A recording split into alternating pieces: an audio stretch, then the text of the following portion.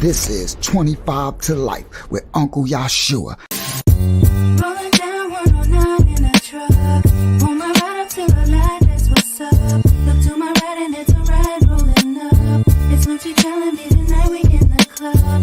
He got the 24 road Escalade. He got the Lamborghini doors like they blades. His hammers ring cause that's how he was raised. His palace mob and tonight we get Listen, I'm from the ghetto, the slums, the rats, the roaches, the bums, the metal that stuns, the addicts, the cracks, the crumbs. The level where funds gets tragic and lavish is none. With rebels, they runs and rabbits like savages' sons. With did him and bigger and swiftly he shined the mug. That city a pity with 50 took 9 of them slugs. This is 25 to Life with Uncle YAHSHUAH. What's good? What's good? 25 to Life Testimony TV family. What's good? Let me make sure my volume is up because usually I'll be all off kilter. I think it's up. It's kind of low, but I know I'm going to get loud in this story. I'm telling a story about a super cop. A super cop. Y'all already know in every hood in America, and every hood probably in the whole entire world, they got super cops that do way too much. Y'all know what I mean? The doers of too much. You heard? Go above and beyond. They actually, a lot of them be actually crooked cops. They actually be doing the same crimes that they trying to arrest the people in the neighborhoods for. They be doing the same thing. Y'all know in every hood, they usually have these names, right? They have these names like Thor, right? Like Robo Cop, or like whatever. They have these titles. They usually have these names, and they try to live up to the hype of the name. They just real nasty. You know what I mean? They're not a benefit to the community, right? They got a job. The job. Shout out to all the good cops out there in the world, to all the good police officers that doing their job by protecting and serving the community. You heard? But they these super cops, they the ones that do way too much. Right? They do the abuse of the authority of the power that is anointed to them by their position and their jobs. You heard? So I know everybody got a story for every hood in the world about some foul, corrupt super cops. Tonight, we're going to talk about one tonight. His name was Buck, right? And he was a super cop during the crack era, right? New York City, you heard? This is a Hempstead, Strong Island story. Buck the super cop. All right. Now, there's some others we're going to tell another time a little later. One of the real legend super cops where I'm from in Hempstead, Strong Island, was the one called Puma. And he had a partner called Hackett. Those two are the two legends. But even though Puma was a super cop and did a lot of stuff, there was a balance to Puma, right? But I ain't see no balance with Buck. There was some of them that it just made real nasty. And a lot of them be racist. You heard? Facts. So America society will hire these police officers from some area and then bring them to the ghetto, into the projects, or to a hood, right? They'll bring them from a suburb or something and have them police our people where they have a disregard for the community or the people or the culture. They actually have a spiritual hatred like the rest of the world for the people of the book. And most people don't know what that hatred is actually prophetic. It's spiritual. All right. Shout out to everybody, 25 to Life TV family. Shout out to everybody in New York that's be coming in later over on Facebook. Now, shout out to my family of the 25 to Life, Yahakanan, Ahavaya out there. Shout out to the UK, United Kingdom. Shout out to Canada, or my family out there. Shout out to Texas, North Carolina, South Carolina in the building, California in the building, Ohio in the building, Chicago in the building. Shout out to the Bronx, New York in the building. Shout out to who else? Tennessee in the building. Shout out to the ATL, Atlanta, Georgia in the building. And others will be coming in a little later. We just getting started. Shout out to Oregon in the building as well. Shout out to, all right, so now we're gonna get started. I already getting warm. I need to probably turn this, let me turn this fan up early. Let me get, matter of fact, I can do that while I do this. I could turn my fan up while I introduce to the new people who come in so they can understand who that this channel is actually not fugazi. So this is a little sub intro that I made for the channel for those who are new, who find the channel and be like, yo, who this clown up here trying to tell some stories? First of all, who you, man? Nobody know you. You weren't there. You weren't a crack girl. You one of these fake YouTubers. All right. So I made a little sub intro just to show you some of the images of me back in the crack era in the 80s, in the early 90s, just to see, just to show there's receipts. So there's, I could tell these stories because I was actually there, not promoting none of it, just is what it is. This is Hempstead Strong Out in the story. I got this song coming. It's called, I got Hempstead, Parkside, the ghetto, the dark side, strong guy, the wrong guy, to think I'm from suburb. You heard? I'm from Hempstead, Parkside, the ghetto, the dark side, strong guy, the wrong guy, to think I'm from some suburbs. Right? Now, me and Hempstead Strong Island from the Heights, Crown Heights, a sister named Rita B. We killed this. She was part of the Palace Mob. Some of y'all know that know the channel, our group. So she killed this. So I got this song coming. The second part of Hook is crazy. We got Outlaws, Bloodset, MS, 13. It's crazy. This song is nuts. It's the outro for the channel. For those who heard it, y'all hear that outro when this channel's over. It's a whole song. Everything I got is songs. I think we did this one back in maybe 2000 and, I don't know. Maybe 2005. We did this one right here. All right. So here we go. Little sub intro for the channel. Let's go. I'm from Hempstead. The ghetto, the dog side, strong, the wrong guy, to think I'm from suburb. I walk on my shoes to different avenues. Niggas getting murdered, passing through. When the cops leave a patent, you will grab you. You know, crip, niggas, they be slashing you. Fake thugs walking with toast, incapacitating you. Standing on the block, so sworn can enter flash you. Either it's a thief, or it's the police, or some rowdy little dude talking about you got beef, or it's a dopey on the block, flashing the tits, talking about for $5, shit suck your minute. Or it's the feds on the roof, and they flashing their cameras. All the bullet flash after thugs blast their hammers. I'm from the ghetto, you. I ain't got no manners. All I got is my famous faculties, they blame us. See, we ain't playing around, we taking it all. So give me the flowers, eggs, milk, cause I'm eating it all. I'm from Hempstead. The ghetto, the dog side, strong, the wrong guy, to think I'm from suburb. What?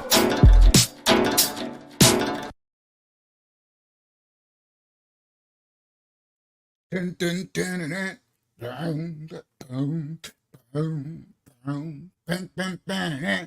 Shout out to my man John.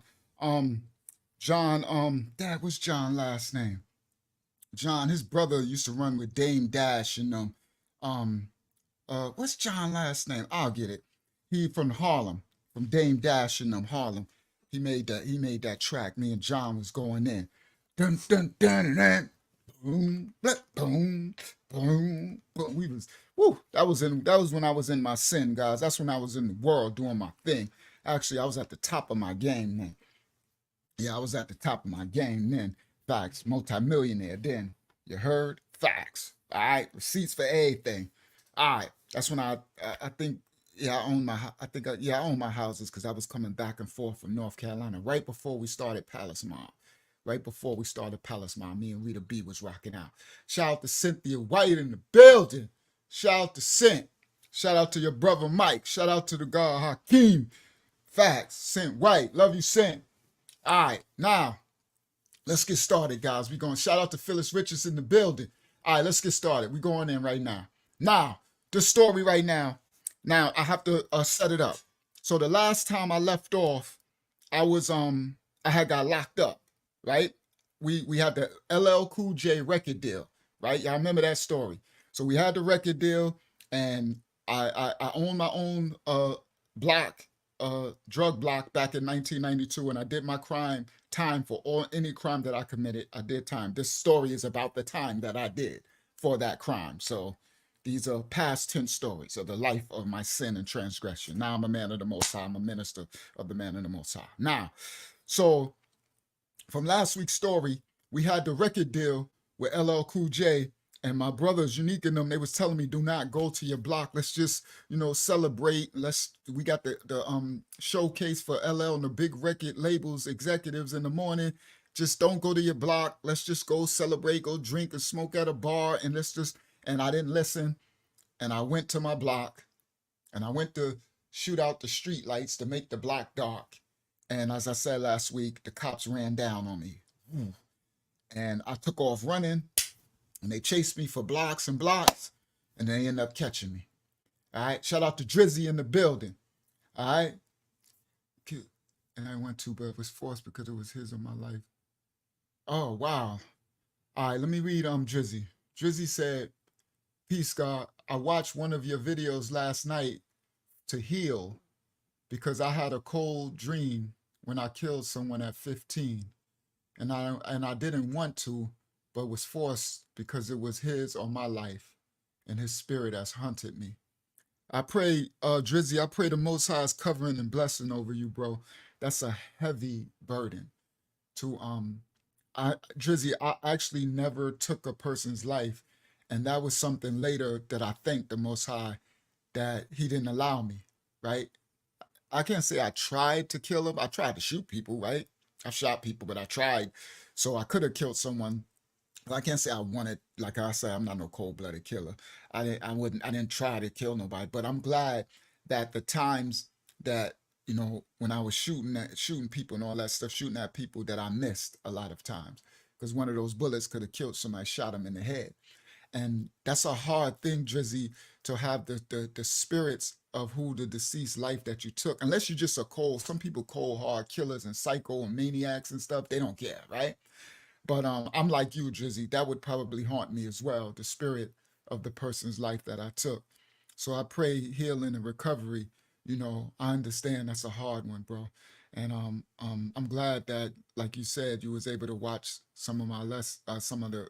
I'm not sure if you mean this channel or the ministry, whatever it was, and be able to heal, because that's what this thing is for. That's what this channel is for. That's exactly why the Most High had me even to do this channel, to have people to know that from some of us who lived these certain lives back in the days, that they're still healing. You know what I mean? And we can be forgiven, and we still can be good people, even though we did these things in our past. That's exactly what this channel is about.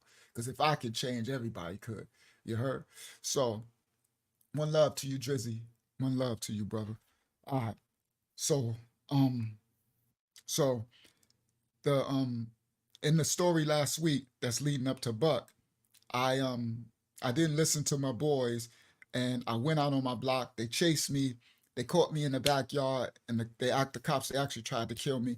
Crackhead Michelle, she ran in the backyard. She saved my life. She's screaming. She saved my life. So praise the Most High. But they crushed my throat. They did a lot of damage to me. I was all beat up or whatever, but they crushed the one that hurt is they crushed my larynx and stuff. They tried to kill me. So now I'm incarcerated.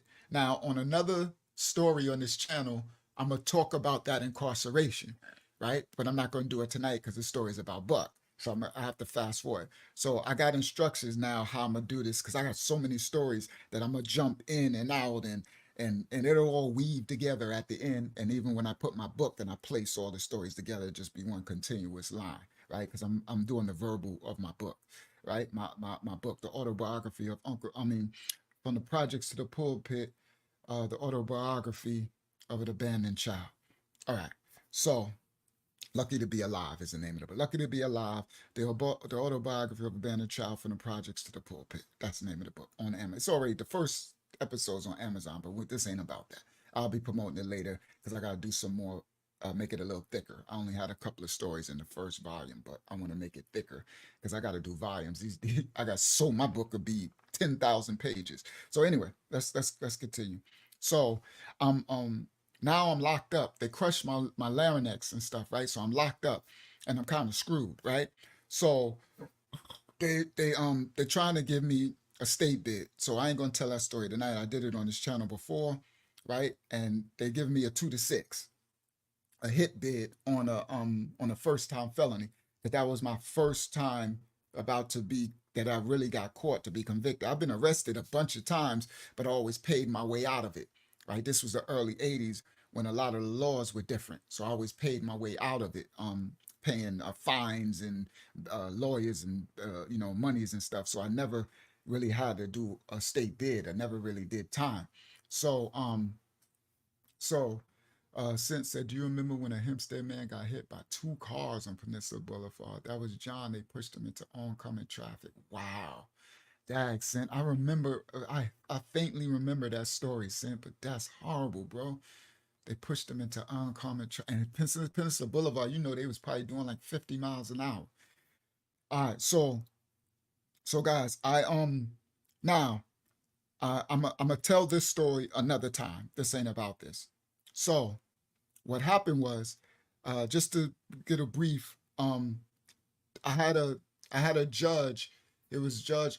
This is a Nassau County, a Strong Island thing, Nassau County thing, right? I had a judge, and this judge name was Judge Maxton. Okay, it was they do Honorable Judge Maxton. You know how they have these honorable, the names Honorable Judge Maxton. Hold on, I got something. Let me do it right here. Right. So now y'all know I don't thank you, Sent. She says she's sharing. I don't no, I don't got no disrespect for no judges, nothing, but I don't promote no no judges and stuff like that, right? But sometimes, guys, sometimes there is judges, police, whatever it is, where you can catch one that actually does right.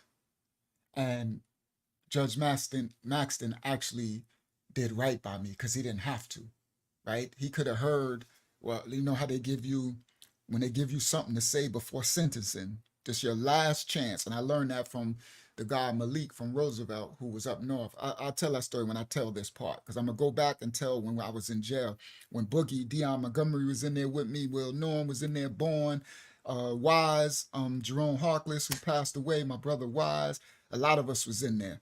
All right, so I'll tell that story another time when I'm in there and what happened in the jail, because I know y'all like those stories too, right? What happened when we was in the jail during that bid. But just for the sake of this story, I got to just breeze past it and tell you how I got out, because I need to tell the story of Buck tonight. All right. So, yeah, like Judge D from the other story. So this is a, let me present, share screen. Y'all know I always like to bring receipts. Window, bang. This is a Nassau County judge. And this right here, this is a map of Long Island. Well, a map of New York City, like New York. So if you look, let me show y'all. So look, you see, that's Staten Island, where Wu-Tang is from. That's Manhattan. See that island? See, this is an island, right? Separated. An island is a body of land separated by water, right? So they're separated by water, right? That's Manhattan. Manhattan Island. That's where Harlem is, right? New York City. That's the Bronx, right? That's Brooklyn right here. That's Queens, right? And that's where Nassau County. This is the story that I'm talking. Shout out to LL, Game 7, Jamel Henderson in the building. Yeah, we're going in L tonight. We're going to Buck story tonight. All right, you're gonna like this story. You was there. you was running around at this time. This is Nassau County, where Hempstead is from. So Hempstead, so guys, where I'm from, my projects is like right here on this map. Hempstead is like right here. Okay? And so you see Queens is right there. So we're like right next to Queens, and Brooklyn is right here. And this is Long Island. Now look how big Long Island is. You see? Uh-oh. Hold on. Look how big Strong Island is. So it starts here, right, Queens, and then it goes all the way out here. Right? Now this right here called Suffolk County, this is where Rakim, EPMD, Bismarck E, the rappers, that's where they from. De La Soul, they're from out here, Suffolk County. Wine Dance, Amityville, Brentwood, Central Islip. Shout out to Suffolk County. Raw Dog. You go out there front and you're going to get laid down. Just trust me on everything I tell you. You go out there and you thinking there's some suburbs and sweet, you will not come back. You will not go back to where you will not make it back to where you're from. All right, just letting y'all know that. All right, because you know they try to act like everything's suburbs. That's why my thing I said I'm from Hempstead, Parkside, the ghetto, the dark side, strong eye, the wrong eye to think I'm from suburb eye. That's why I said that in there. Because you got people that come from Brooklyn, Queens thinking this is the suburbs. Oh, it's suburbs here. Oh yeah, there's plenty nice little white neighborhoods all through here. Just like it's white neighborhoods in Brooklyn, white neighborhoods in Queens, white neighborhoods everywhere, right? Don't get it twisted. All right. So anyway, I'm showing y'all because I need to have y'all to have an idea. Now, another thing I want to show y'all is look how, all right, now I'm from here, Hempstead, right? Right, it's right here. Now look how far Suffolk County is, where Rakim and them out, right? But look how far Queens is. Look where Brooklyn is. So we're where we from in Nassau County and Hempstead and Roosevelt and Freeport and Long Beach and Westbury and stuff, the ghettos in Nassau County, the ghetto hoods, ghetto places, towns.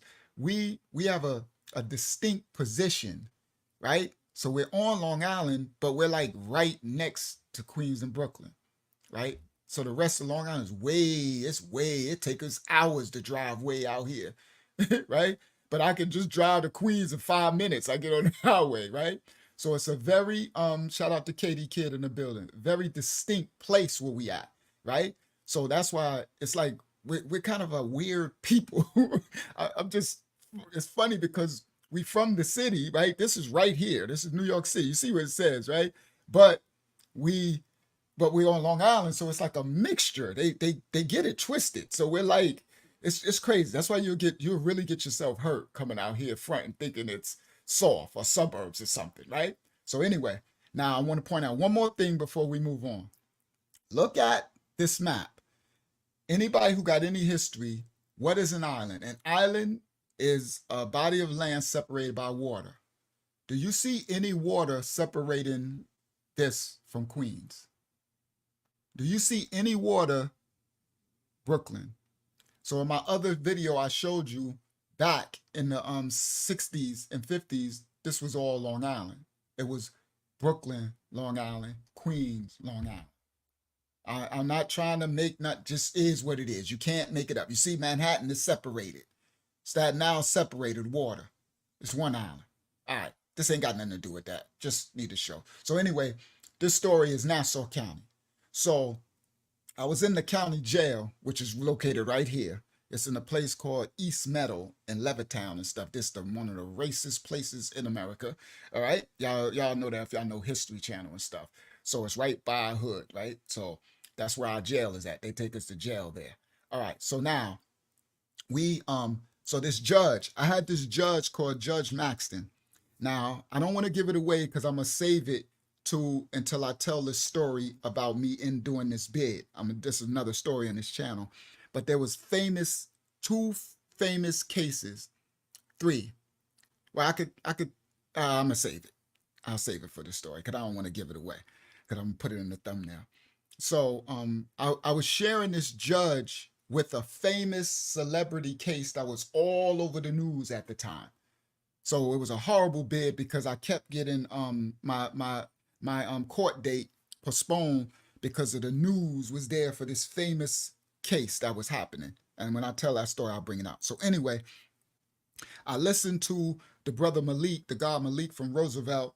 Hopefully he's still alive. Roosevelt Strong Island.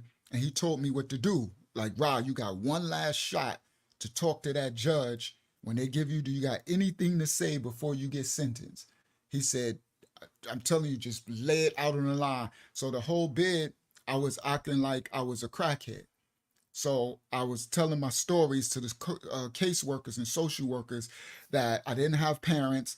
You know, I grew up in the projects where it was drugs pushed on us, and I ended up started smoking. That's just what I used, all right? I used it, right? And I said I was smoking. So when it came time for me to do the sentencing, when he said, you got the last thing to say, I went in. But I'll tell that when I tell the story. I let him know, Your Honor, I missed my birthday and this, because I was in there for almost like a year and a half trying to get them to lower the 2 to 6, because a 2 to 6 is a hit bid. They call that a hit bid, meaning from 2 years to 6 years is your sentence, but there's too much space in between 2 and 6. So you have to go to parole. So with 2 years, usually most everybody who was in my dorm had a 2 to 4. That's only 2 years between 2 and 4 years. So usually when you go to the parole board in the middle of your sentence, they'll give you what's the name? A work release, or they'll give you parole or something, right? You got a better chance. But if you got a 2 to 6 or 3.5 to 7, like these bids like that with the space in between, that meant when I go to the board the first time, they're gonna hit me, meaning they're gonna give me another 2 years.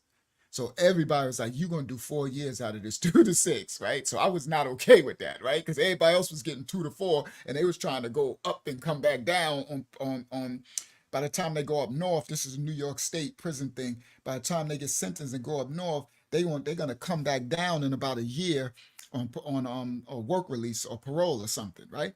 So I didn't want to get that hit bid. So anyway, I went there and it was on. So by the time they did the sentence, and I tell that to the story, I just said my plight. I grew up in the streets and I started smoking and I got kids and this and I learned my lesson and, the drugs, and I just laid it all out. Facts. And Judge Maxton, he was listening and everything, and I had wrote letters like Malik had did a state bid, and Malik was already in a state bid. He was doing like, I don't know how many years in state New York prison, like Attica, Sing Sing, whatever, Comstock, all that, right? And he came down, he had state greens on. So when you're upstate, New York State prison system, you got green pants and shirt uniform. But in Nassau County Jail, they wear orange. So he was in the state greens. And Malik told me he was coming down for them sentence for a new charge. And he told me he always in the dorm, he was always writing. And I used to be like, Malik, what are you doing? I'm writing the judge. I'm like, what do you mean writing the judge? So he taught me, he's like, shout out to Saquon in the building. Trust me, write your judge. Write him, tell him you sorry, tell him how you change your life and you're going to get a job. He said, it works. He said, when you get to sentencing, all your letters will be on that judge's desk. And I swear to y'all, Malik never lied. All right. Saquon said, I got my first case with that racist Buck, shaking my head. Facts. We about to go in on Buck. I'm just setting the stage right now. So he said, when you go to there, and he wasn't lying. I swear, when he asked me, did I have one last thing to say? And I finished saying what I had to say, like, my life was this, and I was a crackhead, but I want to get a job, and I have kids, my girl Pam, and my babies was in there and all that. And he listened. He sat there listening to everything, and then he finished. He put his little glasses. He started opening my letters on his. I said, ooh. When he was doing, I said, Malik was right, bro. And he started opening and reading the letters. And he said, I don't want to give it away because I'm going to tell that story. I know I told a piece of it, but I don't want to give it away. So anyway, he gave me time served, and he gave me 5 years intensive supervision probation, ISP. It's a program. It's not regular probation. It meant you're going to be intensely supervised. Now, y'all already know probation is ridiculous anyway, right? Shout out to YAHSHUAH in the building. YAHSHUAH, Nagadal, Shemayahu in the building. Now, so then he gave me a drug program, a outpatient drug program that I have to report to, right? I'm not free. And then he gave me 5 years ISP, intensive supervision program. That's like a parole. They got a certain, Saquon might know this, they got a certain parole program that's like an extreme parole, like shock parole. There you go, the shock program, like shock parole. It means you're just not on regular probation or parole. You're on super probation or parole, meaning they all over you. They can violate you when, like, it's horrible. But anyway, he gave me this chance to avoid the 2 to 7. So I didn't have to go up, for the 2 to 6. I didn't go up north for the 2 to 6. And I didn't realize till he said it, but I'll save that for the story. He was like, I'm like, Tom, sir, what do you mean? Like, I know I ain't about to go home. Like, I thought I was just trying to get a 1 to 3. You understand? I was trying to get a 1 to 3 sentence. All right. So anyway, let's get with the story. So bang, he gave me the shot, right? And that's why I said I'm thankful that. Oh, let me get this off the screen. Stop share. That's why I said I'm thankful that this judge, he did give me a shot. He heard my story, and he said, you know what? I believe you, and everyone deserves a second chance, and I'm gonna give you that second chance, right? He said, but if you, they do that, but if you ever show up back in front of my court again, right? Right? So, right? But he gave me a shot. So I'm thankful for that. All right. So then now he gave me a shot, and now I'm actually free, but I'm on intensive supervision program. So now what was to my benefit was I was living in Queens at the time. I wasn't living in Strong Island. You do not want to be in Nassau County's parole, probation, court system, jail. You'd rather be in Queens, Brooklyn, the Bronx, the city. You would rather be in their judicial system than in Nassau County. You even rather be in Suffolk County on Eastern Long Island than where I'm from. Where we from is was the most corrupt judicial criminal justice system in America for like 30, 40, 50 years. The most corrupt out of all the states in America. They had a lock, stock, and barrel. All right. So you didn't want to be there. This is the crack era. Right. So this is the 90s and stuff. You did not want to be there, because this time I'm talking about, this is 1992. All right. So now I come out, then I go downstairs. They make you go downstairs for the probation people. I go down there, and then they're like, I'm on ISP. So they looking at my paper like, oh, this, I don't know how he got out, but he's a troublemaker. He's a bad boy, because I got ISP. That meant I need to be intensely supervised. So then I told them, like, they thought they thought they were sinking their teeth into me, but they had another thing coming. I'm like, they've looked at my paper like, hold up, you don't live on Long Island? I'm like, nope, I'm from Queens. And they're like, I'm like, yes, that actually saved me. Because I was in Queens. I was living in Queens. I wasn't living in Long Island. So they had to transfer my case to Queens. All right. Now I'm going to come back to that. Because after I tell Buck, this is going to be the end of the story of when I got out and what happened to me. Now I'm on ISP, intensive supervision probation, and I got to report to a drug program in Queens. All right. Now let's go. So now, remember, before I got locked up with the last week, the record label LL Cool J record deal, I owned my block on Elm Street in South Franklin. And I worked from 12 at night to 6 in the morning. And remember, I used to wear all black, right? Black fatigue pants, black fatigue jacket, black hoodie, and black Timbs. All black bikes, breakdown bikes, right? All that. I ran my block. Shout out to LL Jamel Henderson here. He was there. He know what I'm talking about. That's when I said that story when he came down the street with the big stick and all the fog. I was having the shootouts with all the stick-up kids. That time, right? So now I'm setting the stage, because when I left, now this is a year and a half later, okay? Because I was in there for about a year and a half trying to get that 2 to 6 reduced, right? So now I got my sentence, and I got ISP and 5 years ISP probation in the drug program, right? Because they treated me like I was a crackhead, right? Because that's what I stated. So so now I come home, and Pam, we still got the apartment in Queens. So I come home, and my Benz, my big Mercedes, it was in Unique's. It was gone. I'll save that. I'll tell it later. Let me get to Buck, all right? Because I'm 30 minutes in already. So So anyway, I come home, and I'm so happy. Pam, my kids. Oh my goodness, because I was supposed to be going for about 4 years. So now they just, it's like I got shaved 3 years off my, like, so it's way early. So I'm so happy, right? So we in Queens and everything. Pam got a job, but you know, the car, it's like we were struggling, you know, because she was doing it all by herself, taking care of me in jail, as well as so I'm like, you know what?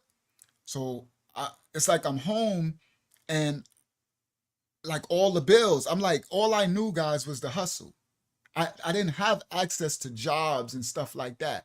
Shout out to Donnell Reese. Oh, shout out to Chase. Shout out to Chase in the building. Charlie Chase, Crown Heights in the building. Hempstead, Strong Island. All right. So I all I knew was my hustle, the streets, Hempstead, South Franklin, Parkside, Maple, Elm Street, Laurel Avenue, the Shacks.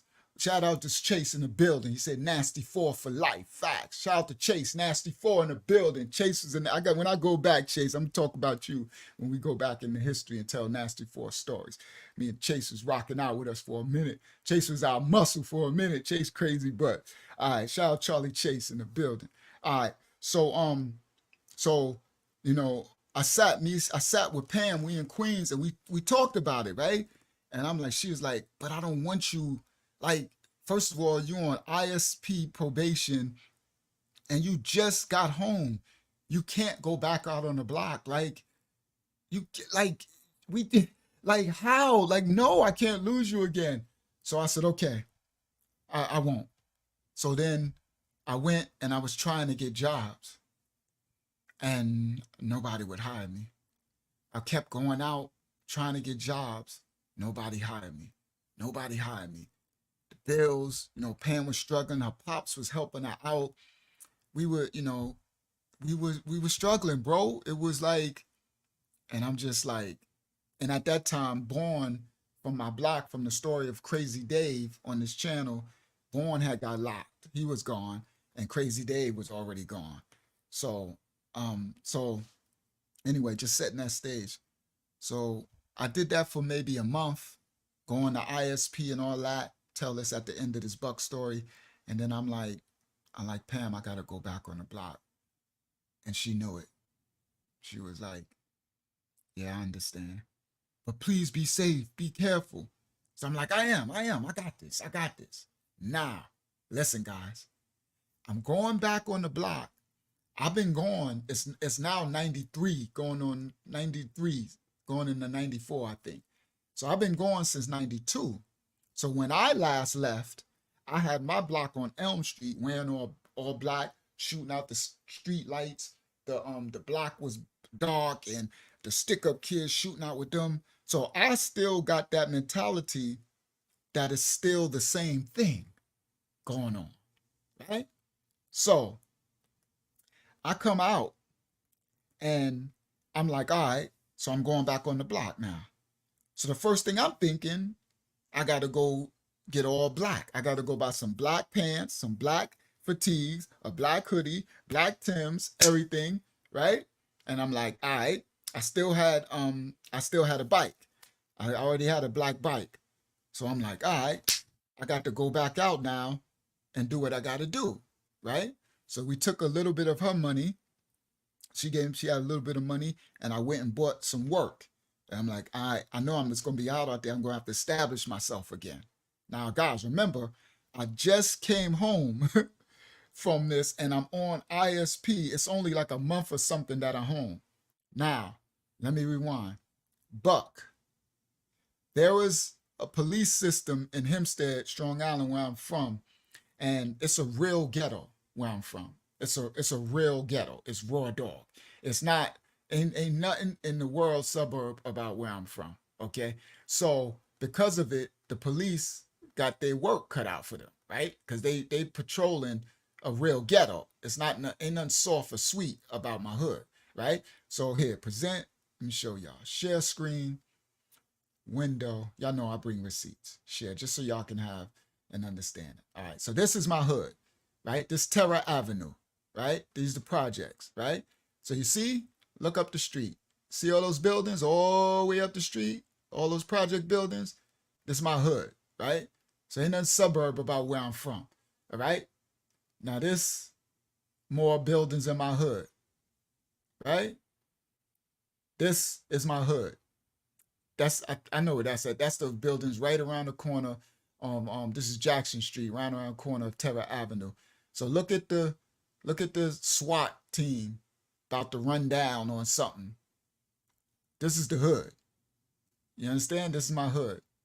That's the shacks, but they painted. Don't get that trick. And they doing a vigil. So whenever you see this in the hood, whenever you see a bunch of brothers and elders and stuff doing this, this is a vigil for the fallen dead of people being killed and stuff. All right? That's the shacks. They try to paint it to make it look. don't get that twisted. They try to paint it to try to make it look like a residential community. All right. So they're doing the vigil right here for dead and stuff. All right. So hold on. That's not my hood. This is more of my hood. That's more of my hood. See that? Terrace Avenue. All right. So, and I got to show y'all plenty more pictures. All right. More projects, Terra Avenue. All right. I just want to, all right, there we go. Now let me stop share. Just wanted to give that visual so that y'all can ride with me with the story to understand that this is the crack era. Yeah, and I didn't even have a picture of Martin Luther King, but I already showed the Martin Luther King Drive projects a bunch of times. Shout out to Reese in the building. Shout out to Q Dog in the building. Said 45 Jackson Street is where that was. Yeah, Q Dog, thank you. All right, so now the cops got their work cut out for them. This is the crack era. Now, Buck, guys, this cop Buck that we're talking about, he's a white person. He's a white man, right? Now, most of the cops at this time were white. This is before they started hiring cops like Aaron Cross, who'll be coming on here, AC, and the other blacks from our neighborhood that we went to school with, some of my elders and stuff, right? That made it a little better. Because now we got blacks. These cops were racist. These were the cops that will, come down and they shook. They ready to shoot you, the young ones and stuff. But then you got your super cops. Here we go. Now Buck was a super cop. He come from under the umbrella of Puma. Puma is a legend. That's another super cop. I tell you, they got these names, right? We're going to tell the story of Puma another time. Puma is a Hempstead, Strong Island cop legend. Puma's number one of all times of Hempstead. These are detectives. These ain't blue and white. These the D's, right? Now, the funny thing, Buck was a blue and white that was acting like a detective, but we're going to get there in a second. So Puma was so raw, and when I tell Puma story, it's real legendary stuff. Puma did some real legendary stuff. So Puma, Puma had a lot of respect. He can be foul. He was a cop or whatever, but he still had certain level of respect if you earn that respect. I've seen it, right? I remember that one time. I'm going to save it for his story when I tell Puma's story. I don't want to give it away here. So anyway, so Puma, and then he had a partner called Hackett. Hackett was, had that 2-man teams. Hackett was kind of fat, right? and Hackett was, he wasn't as cool as Puma. Hackett was like, yeah, Quentin said, and Hackett, yeah. Puma and Hackett, all right? So they was no joke, all right? Guys, when I'm telling y'all these stories, this is my hood, whereas they be like, Puma and Hackett. When you hear that, you on the block or doing something, you hear Puma and Hackett, that mean their car's coming or someone saw the car over there. You definitely trying to be in a cut. You don't want Puma to see you because Puma jumping out. It was raw dog. It was in our sin and our transgression. It was kind of fun, but it wasn't fun when you get caught and you end up getting 10 years in jail, right? But that life, that crack everything, it was crazy. I don't want to say it was fun. It was crazy, right? Fun, psychotic fun. So anyway, now as we starting to go into the 90s, I don't know when Buck came in, but somehow this Buck dude got a job. He was a blue and white officer. He wore the uniform, and Buck, he came in trying to be Buck. Wow. His name fit him. I don't know if his name was actually Buck or they nicknamed him Buck, right? He tried to be Buck Wow. He wanted to be Puma number 2. Buck wanted to respect that the streets gave Puma, right? But because ain't nobody giving you that respect. Back then, we was raw dog in the crack era. It was no joke, right? Honestly, it was us against them, right? Because those white cops were really racist to us. Puma was cool, but he was a cop, so he wasn't as racist as them. He knew. Cause I seen one time Puma ran down. It's like, all right, guys, like, come on now, y'all making my job too hard. When y'all see my car come through, y'all go into the cut. Like, I seen Puma do stuff like that, right?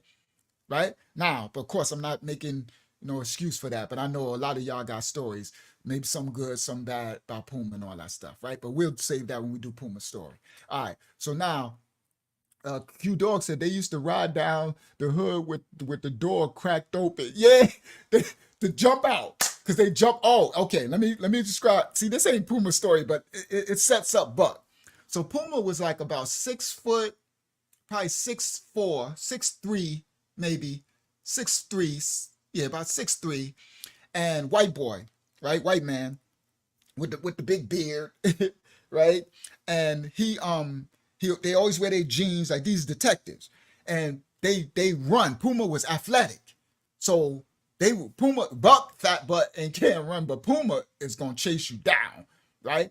So what Q Dog is talking about, they used to ride down the street with the door, detective car already cracked open, because they riding down. That's where we get those terms, the jump out boys. This is the beginning. See, all that stuff started in the crack era. This before in New York City they started the TNT. The Tactical Narcotics Team. This before all that. The crack era started this new wave of policing because of how much crime was happening because of the crack era. All right. Reese said, my brother used to move work out of Puma gas station. We going there, Reese, and we going there with Buck tonight. Fact. So when we do Puma story, that's what I'm talking about. All right. So Puma, like Q Dog said, they jumping out on you, and you gotta run, and Puma can run. Like you gonna get a chase on you, and he gonna get mad if he gotta chase you. He definitely gonna get mad. He'll do something foul. But anyway, this ain't about Puma tonight. So anyway, by the time Buck came on the force, right, the streets was so wild. We in the height of the crack era, right? I don't know when he came in, but by the time he came in, we was wild, wild west during the crack era in the streets, right? All through New York City, all right? I know everywhere else was doing their thing, but I can only speak on New York City during the crack era, all right? All the boroughs and Strong Island, all right? So this Buck character comes on the scene, and he's a cop with a uniform, right? He got a uniform. So when he came in, he was trying to like get a reputation. He wanted us to fear him and respect him. Man, nobody trying to hear that, right? Get your clown butt. So he became extra foul and disrespectful, trying to get Puma's like the same respect. He wanted the same respect Puma had, but Puma had already been a cop in our hood for 30-something years or something. 20-some years. Puma was there from when we was little, putting it in with the elders. That's when I tell this story. So you ain't getting Puma respect by coming here. You got to earn that, right? Just like you got to earn respect in the hood. But Buck, he ain't, he first came in, he used to always, Buck, where I remember Buck the most doing most of his dirt was on the heights, where Chase is from, where Q Dog is from. They from the heights. That's where Granddaddy IU is from, and the heights, right? Y'all hear that? Shout out to Lucky Nappy. Yeah, that's so funny. Shout out to Paul Etheridge in the building. Shout out to Paul. All right. So and shout out to Demo too. I remember your last name just remind me of Demo. I see Demo commenting on my thing. Right. I got a song that I put about you in Demo. Right? News, country, and Demo did so much time it ain't hype. And 15-year-old Scully getting 25 to life. All right, so anyway, shout out to Ra. Lucky Ra. I'm thinking Ra Nappy. I didn't know who that was. It's been Ra the whole time. That made me laugh. So anyway, so Ra is from Crown Heights as well, right? All right. Puma was letting us rock a little bit. Yeah, I remember that. Puma would definitely let you rock a little bit, right? So anyway, so Buck comes on the scene, guys, and he wants Puma respect, but you ain't getting Puma respect. We don't know you. Y'all know how it is in the hood, right? We don't know you, right? Who you, fool? You got to earn this, and you file. We could tell you racist. You see, we could tell you racist, right? Puma wasn't racist. He was, he had a job. He was, trust me, I've been around Puma a long time. I was in the streets for a long time. He wasn't racist. He was, he's doing a job, but not like that. Buck had that racist stuff, like that slavery crap. You know what I mean? So anyway, I remember Buck used to be giving y'all on the heights. He used to giving them mad. He was always on the heights. So then Buck was trying to establish his thing. Nobody liked him at all, right? So he was the type. He'll come down the street and then he'll get out with a uniform on and walk around and be like, "This my street," and saying all that stuff, and like it was horrible. So then Buck was doing his thing foul, right? It wasn't good. It was bad policing. It wasn't good policing. He was foul. So then after he was on the force for maybe probably he put in about a year, we got used to him. Okay. Shay said he hit mad kids on the heights. I know nobody can stand Buck. That's why I was like, I know everybody. Shout out to Olio. He said that was the cop Red I used to work with, your brother, LOL. Shout out to Olio. All right. So Otis Trice. Shout out to Otis Trice, the pastor Otis in the building, my elder. So now nobody liked Buck because you know how somebody want to get a rep of somebody else, but then we know you racist, like you don't even like us, right? So nobody liked him. So then, but after about a year, he had established himself as just being foul. So we knew who he was. So Buck was the one when so in the hood, guys, we on the block, you would name out like Buck coming. And I remember we used to hear that. That means definitely you need to kind of tighten up or because Buck was foul, right? He'd do some foul stuff, right? He was a foul police officer. So about a year later, he established his name actually got what he wanted. The respect of denoting the level of kind of fear when they yell his name. Okay.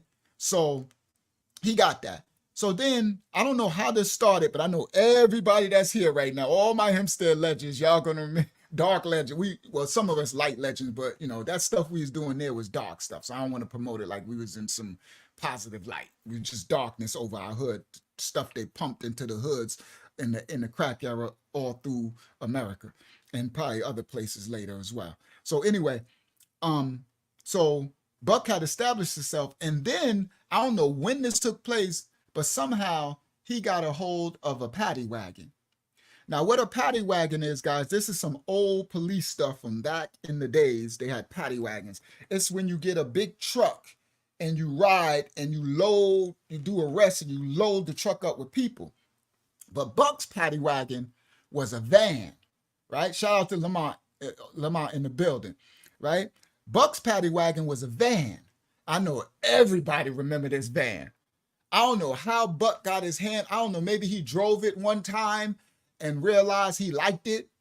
But Buck somehow started driving this van, which is a paddy wagon, Hempstead Police, and it has Hempstead Police, a van, and they can open up and load people in it, right? Mike Garcia said Buck was shiesty. Facts. Shout out to Mike.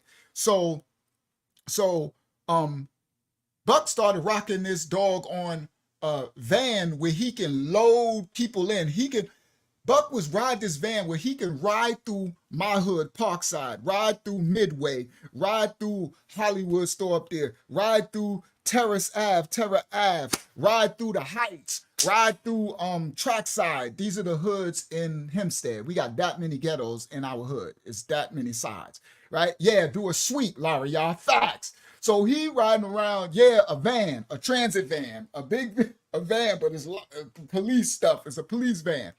So he can go and lock people up and dump them in the van and everybody know this. I know people got stories. Buck would drive through, like, let's say if he catch you, him and the cops and stuff, right? Because he was coordinating other cops to ride down and stuff. He was like, he became a bad puma, like a dark puma, like a he was a nightmare. He wasn't good, right? I don't even think he made it to detective because all this time I'm talking about, he got a uniform on. He got blue and white. He had blue and white, right? So I don't know, maybe later he did, but I'm talking 92 and stuff. So he would, I know people got stories of this, guys. He would ride down, yep, Long Beach Road. Shout out to Chase. Absolutely. Long Beach Road too. So these are hoods in Hempstead. So he would lock somebody. Let's say if he came out 9 o'clock in the morning, right? And he went on Parkside, my hood, my projects or whatever, and caught somebody up on South Franklin and they locked them up. He would put them in the back of the paddy wagon and they would stay there while he ride around all day catching more people. He would literally, if you want to talk about, Otis said much later he became a detective. Yeah, look, Reese said he would keep you in that van all day. Mike Garcia said, hell yeah, he made it to the, of course, I know he would have. I was gone by then. I was in Queens and stuff, so I didn't. So of course he would. I'm quite sure. Guys, Reese said he would keep you in that van all day. Hold on, let me do this and put it on the screen. I need to remember to start putting some of y'all stuff on the screen. All right? So guys, this was horrible. You would be in this van all day. Now, they're supposed to lock you up, take you to the police precinct, get you processed, arrested, get you, right? That's illegal. Now, guys, this is a crack of it. They don't care about nothing legal. Nothing that they would do. There was no police in the police. You understand? The crack ever was make your own rules. It was the wild, wild west. That crack stuff they pumped in our hoods in America was a whole new beast of life. All right? So Buck would lock somebody up. You get locked up 9 o'clock in the morning. You riding around 10 o'clock in the morning, 11 o'clock in the morning. He locking up more people, putting them in. He riding around till he get a van full of people. And then he in his shift, and then he'll take y'all and get y'all all locked up. That's illegal. Okay. All right. So Otis said, yes, sir. I haven't been a preacher all my life. I know, yo, I remember he was out there. So now, but I'm setting y'all a foundation for Buck so y'all can understand the story for those who don't know. Everybody from Hempstead, they got their own stories. Trust me, everybody, if you was doing any type of stuff in the streets during the crack era, the 90s and 80s and early 90s and stuff, you got a Buck story, even later. So I'm just talking era because I was out of it by then. I was gone. So now, Buck had this paddy wagon. So he was known for the paddy wagon.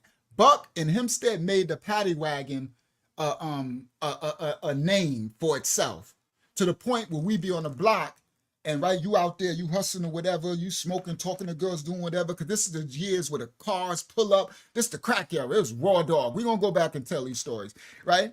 So Buck made it so famous, this paddy wagon, that this is what you'll hear. Yo, the paddy wagon.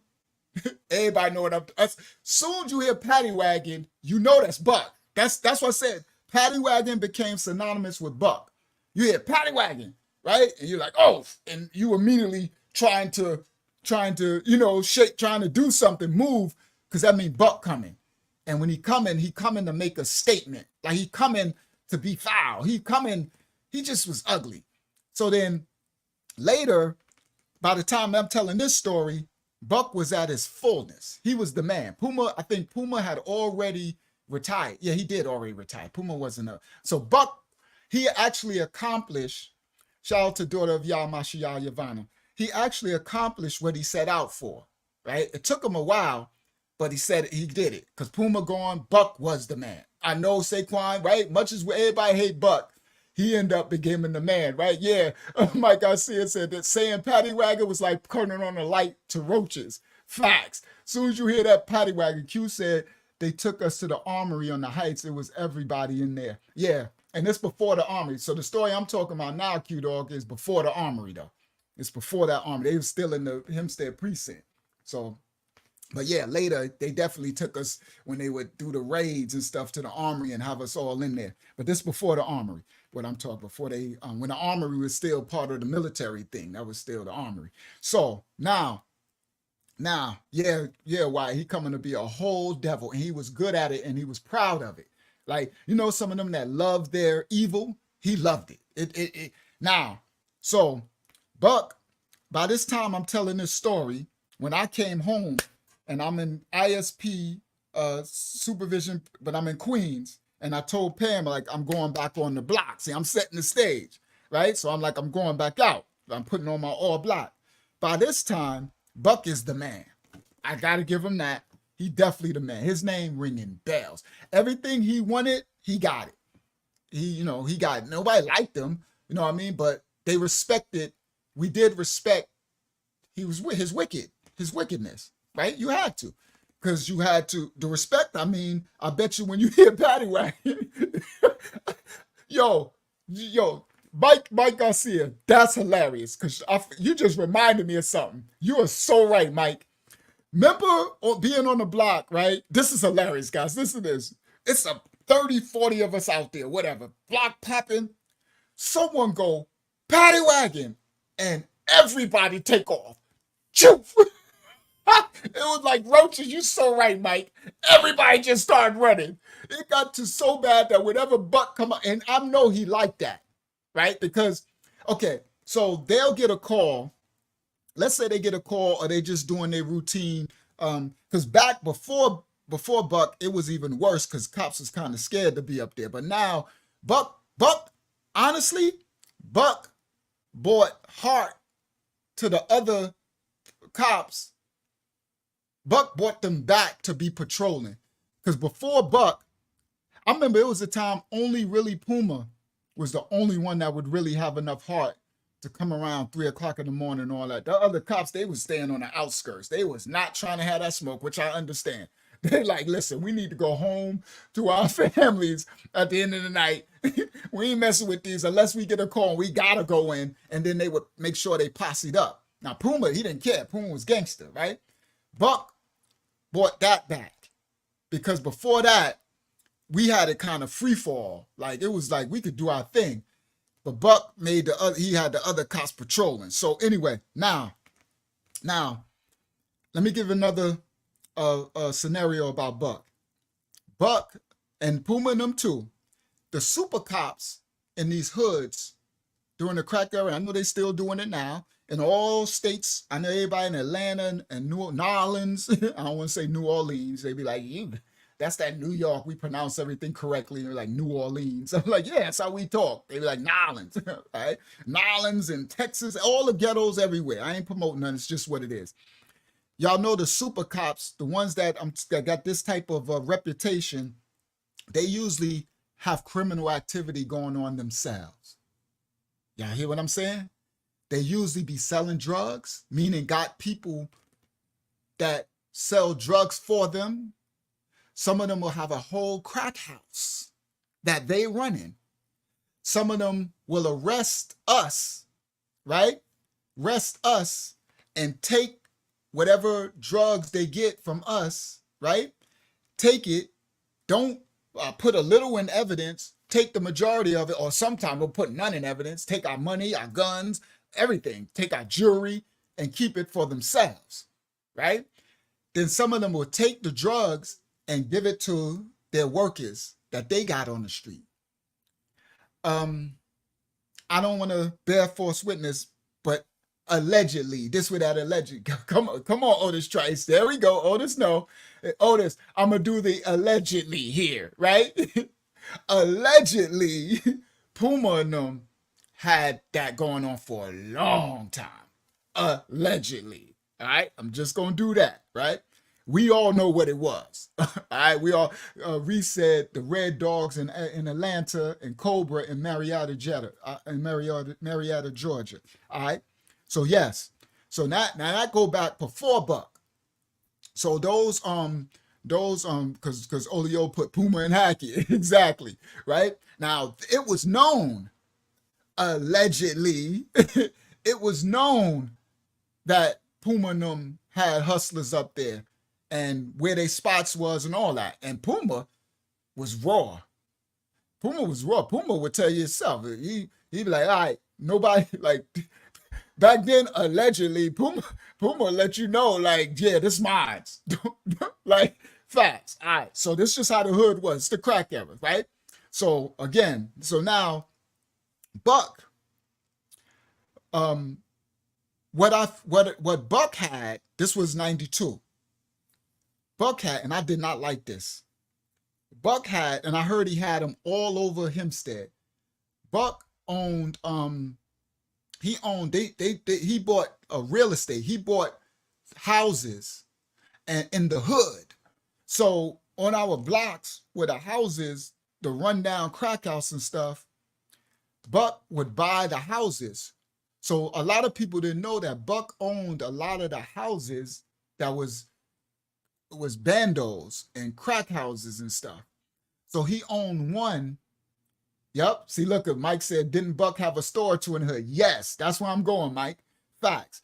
So Buck owned this on what is that? Maple and South Franklin. Right off the corner, there was like a little apartment building thing. And Buck owned that building. Yep. Otis said, yes, he did. Chase said he owned stuff on Yale Street. Yeah. All right. So that's what I'm talking about. I know everybody can add into what I'm talking about tonight. So he owned this apartment building, and this apartment building had the crackhead prostitutes was in there, and crack was being sold out there and everything. And Buck owned it. And now I'm not saying he was selling the drugs himself or not. I don't know all that. But I just know I seen him at times go in off duty, off thing. He still had his thing and everything. Go into the building and talking with the crackhead prostitutes. And I was like, this dude running this whole thing. He ran. And it's like, I remember looking at it like, how are we getting arrested for selling our drugs, but they ain't getting arrested, right? It's okay for them to be doing what they doing. Yeah, and he was getting action. Facts. You know they used to do, yes, with the crackhead prostitutes, all that. And I seen it. I seen him a couple of times going up in his building and messing with the crackhead prostitutes and all that and doing all. And I'm like, yeah, he running this. And he came out and he look around like, yeah, this my building. This my building. Oh, I forgot about Penguin. Oh my goodness, this dude looked like a penguin too. Saquon said Penguin had a lot of houses. That's another cop. Right? He looked like a little penguin. Penguin was a pain in the butt too. Right? So anyway, so all right, so I'm setting that with Buck. Right? I'm just trying to set the stage so everybody can have like the reputation of this character. All right. Yep. Q-Door said Puma had cherries. Yeah, Puma was rocking with cherries, the weed spot from the Jamaicans. Right? Facts, cherries. And they had the cherries in Southside Jamaica, Queens too. They had a couple of cherries in Queens. The cherries dudes, they was from Southside Queens. They had something to do with Princess Black too, one of the legendary weed spots during the crack era. Southside Jamaica, Queens. Shout out to Queens. All right. So now I kind of set the stage enough for y'all to kind of have an idea of this Buck character. Buck, right? Now, the story I'm about to tell right now, Buck was at his prime of buckness. He was Buck. He was the king, right? And he was still in his blue. He was still in the paddy wagon.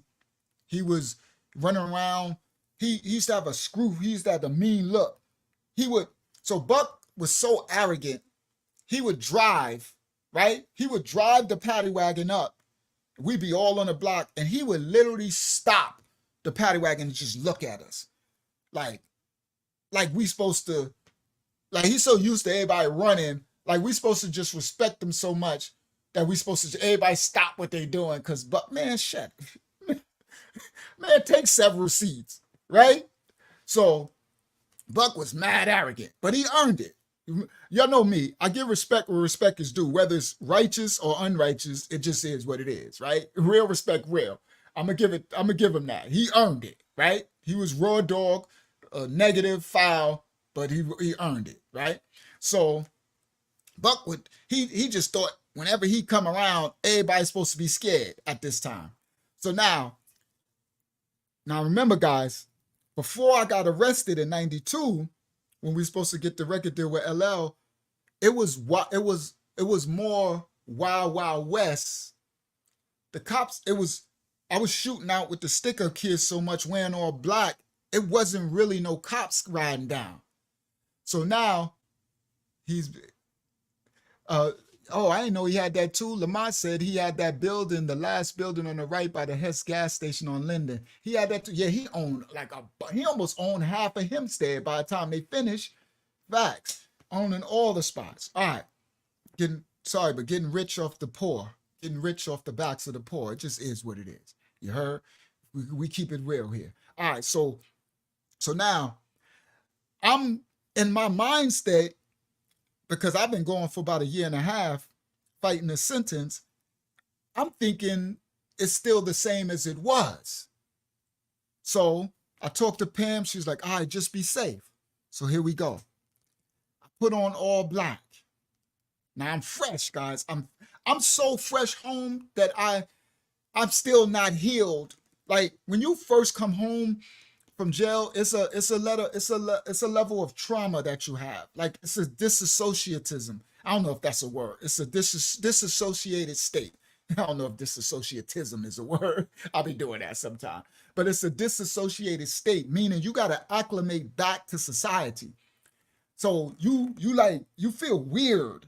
Everybody know what I'm talking about who did time. You like crowds, and it's like you feel different, right? You got to get back into the flow of regular society. So I still got that on me, right? I'm that fresh from home from this bid, right?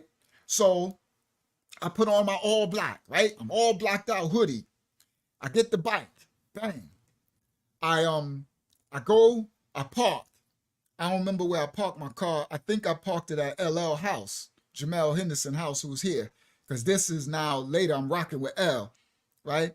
And so then I go out, and yeah, it's a PTSD, Maurice. I go out and I get on the bike, and I ride up to the block on South Franklin. So when I ride up, everybody out there, and everybody like, dude, Rod, you back out? I remember Zubang, what's his name? Flipping, the little one. Lil Flip, I forgot his name now. Shout out to Lil Flip. So Lil Flip was like, Rod, you back? I'm like, yeah, I'm back. I'm like, I ain't got it good yet, but give me a minute. I'm back. They were like, yes. Like, the people was like, yes, Rod back. So they started spreading it, Rod back. So Lil Flip was like, Rod, all right, I'm gonna help you so we can get back up, meaning I could get my status back up, get my money up so we can start getting this thing popping again, right? So I'm like, yeah, Stink. That's his name. Thank you, Mike. I see a little Stink, right? So Stink was like, yo, Ra, here, I'm gonna help you, right? So he said, so Stink said, he said, Ra, yep, that's him, Reese, Flip, Stink, Lil Milton. So Stink was like, Ra, you can't wear the black, Ra. So I'm like, what you mean? He said, nah, it changed, Ra. He said, after your arrest, you blew the spot up. He said, with your arrest, after you was gone, the police station, like they had a meeting, like a thing to institute new policies that the police have to patrol, like, so that what happened, like, because the stuff that was going on, they was putting a stop to it. But I didn't know this because I was locked up. So I had no idea of this. So Stink was like, Rod, you can't wear the black, Rod. You're going to stick out, Rod. And I was like, man, I'm not about to be on the block with my regular clothes on, looking all, me, I hide in the cut. He said, you can't shoot the lights out, Rod. Right? Stink is like, Rod, you cannot do what you were doing, Rod. It's changed, Rod. He's like, the stick-up kids is going, like, we get money, but everybody out there, he's like, the police be everywhere now. So I'm like, all right, cool. He said, trust me, Ra. So I'm like, all right, whatever. I'm thinking Stink is tripping, right? So I'm thinking he tripping. I'm like, what? I'm taking his advice. I'm believing him, but I'm like, I'm wearing my black. You know what I mean? I'm wearing my hoodie because I have my hoodie. You can't see me. I'm hiding my face and stuff. He's like, Ra, you can't go up there like that. You can't drive. You can't go up on the block. We call South Franklin, where we on Parkside, we call it the block. He's like, you cannot go up on the block with that, Rod. They're gonna run down on you as soon as they see you. So I'm like, all right, whatever. So I'm like, all right, cool. So Stink like, but I'm gonna help you. So he said, what I'm gonna do, I'm gonna run you sales. We're gonna get this back up popping. He's like, yes, Rob back, right? He happy. He said, I'm gonna let everybody know. He said, he told me about Leon is here and Pooching them there, and these are doing this. I'm gonna let everybody know, right? This is my old squad back out there. So I'm gonna let everybody know you back out here. So I was like, yeah, let them know. I said, give me a minute. You know how I am, Stink. I'll be back. You know me. I'll be back up in a hot minute. He's like, yeah, we about to get this money. So Stink was happy. So he went off, right? He's like, oh, I'm gonna go get these. I'm gonna be running you these sales so that you can get your money a bag up so we can get a lot of work, right? So we can be straight. Bang. So he go off. So now I ride up, right? I go ride up on the block, right? Because that's where I parked my car. Jamel house and Stink. This is LL Game 7. Stink house is right next to LL house, right? Jamel Henderson, right? So I ride up on the block, South Franklin. Now they up on South Franklin at, I think it's called Uncle Abe's store. Sorry guys, my memory. The one on the corner, the store on the corner of Maple and South Franklin. I think that was called Uncle Abe's. I think, yeah, that was Abe's. I think that was Uncle Abe's, right? Yeah, because the brothers is the other end. Yeah, Uncle Abe's. So I ride up at this time. This is like, I think this is like 93, right? It is 93. So they at Uncle Abe's. Everybody's in front of Uncle Abe's. Thank you guys. Everybody's in front of Uncle Abe's. So I pull up and everybody's out there, right? They making sales. They're like, yo, Rob, what's good? So I'm talking to everybody, and I'm on my bike, on my black bike, my black hoodie, my hoodie is tied up, so you can't see my face. I'm all black. So I'm up there, and they're like, yo, Rob, man, you need to take that hoodie off.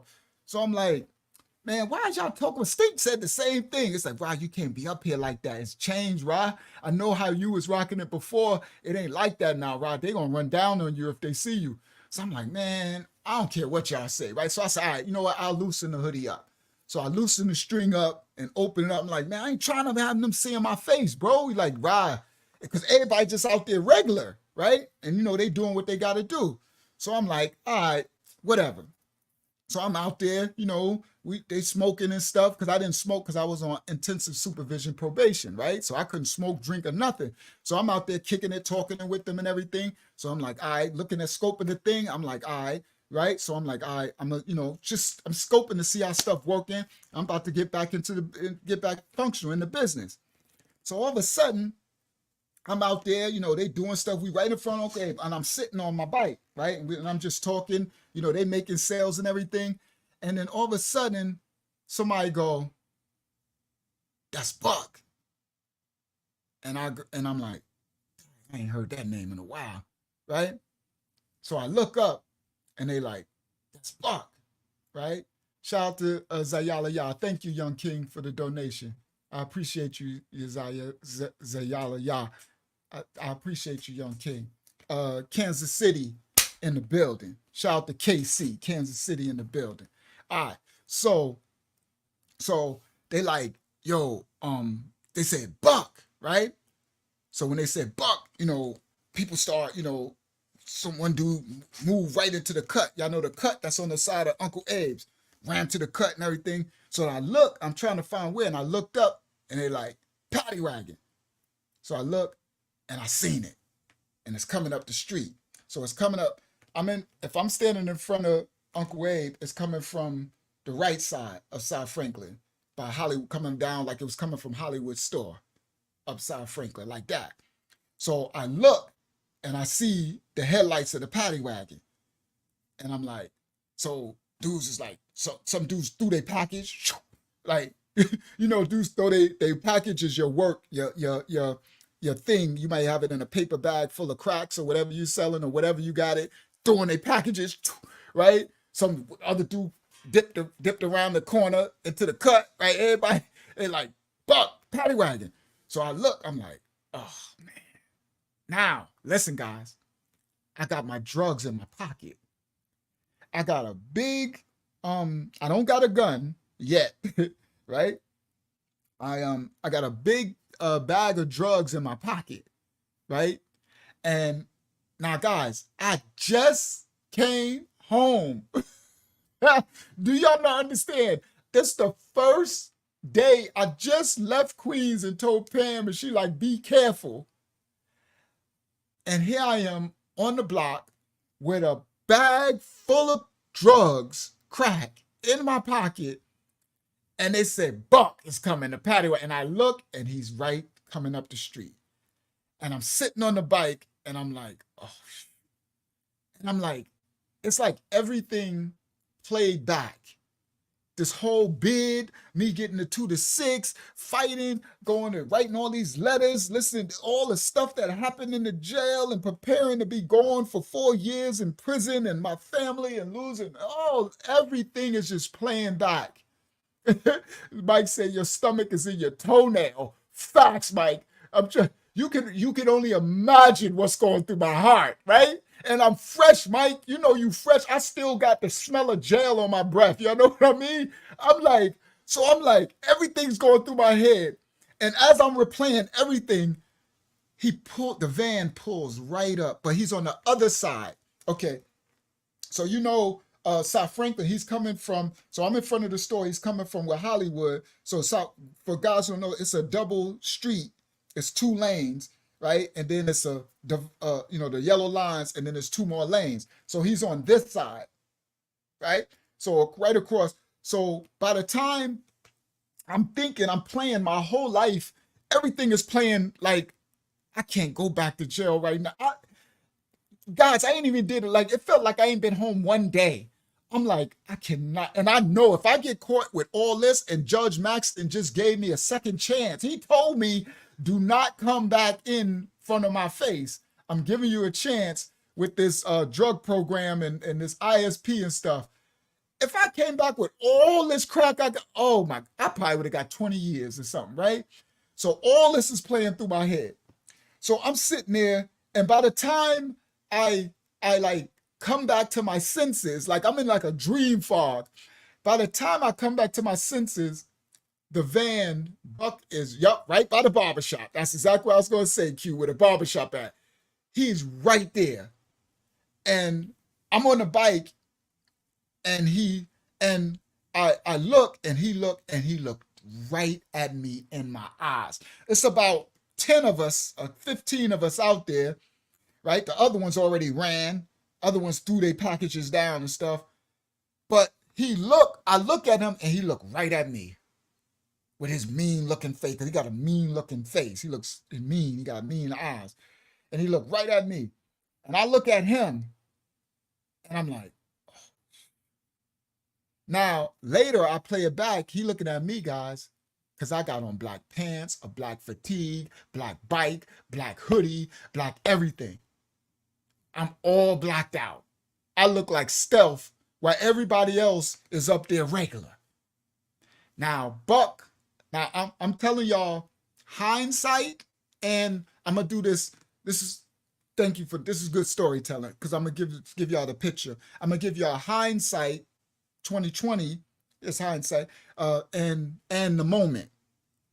Hindsight, I realized Buck was like, who is this new? Because he's there every night. I've been going for a year and a half. I guess he claiming it like he patrolling, like he know everybody who up there, and they usually run or hide it, whatever. So he see this new dude in all black hoodie. Oh, who is this? So that's the hindsight. Later, what I put together, hindsight. But in the moment, I don't know what's happening. So hold on, somebody. Shout out to Melanie Butler in the building. Shout out to Melanie. Love you, Melanie. That's Saquon, older sister. So he looking at me. I'm on the bike, right? And he looking at me, and he just stare at me. And then the dude, I don't remember who it was, he was next to me, said, yo, Ra, I told you can't be up here with all that black on. So I was like, he said, damn, Ra. He said, he looking at you. I said, I know, bro. And I'm like, and then he stares at me, and then he pulls off, right? The van starts to move, the paddy wagon. So I'm like, oh.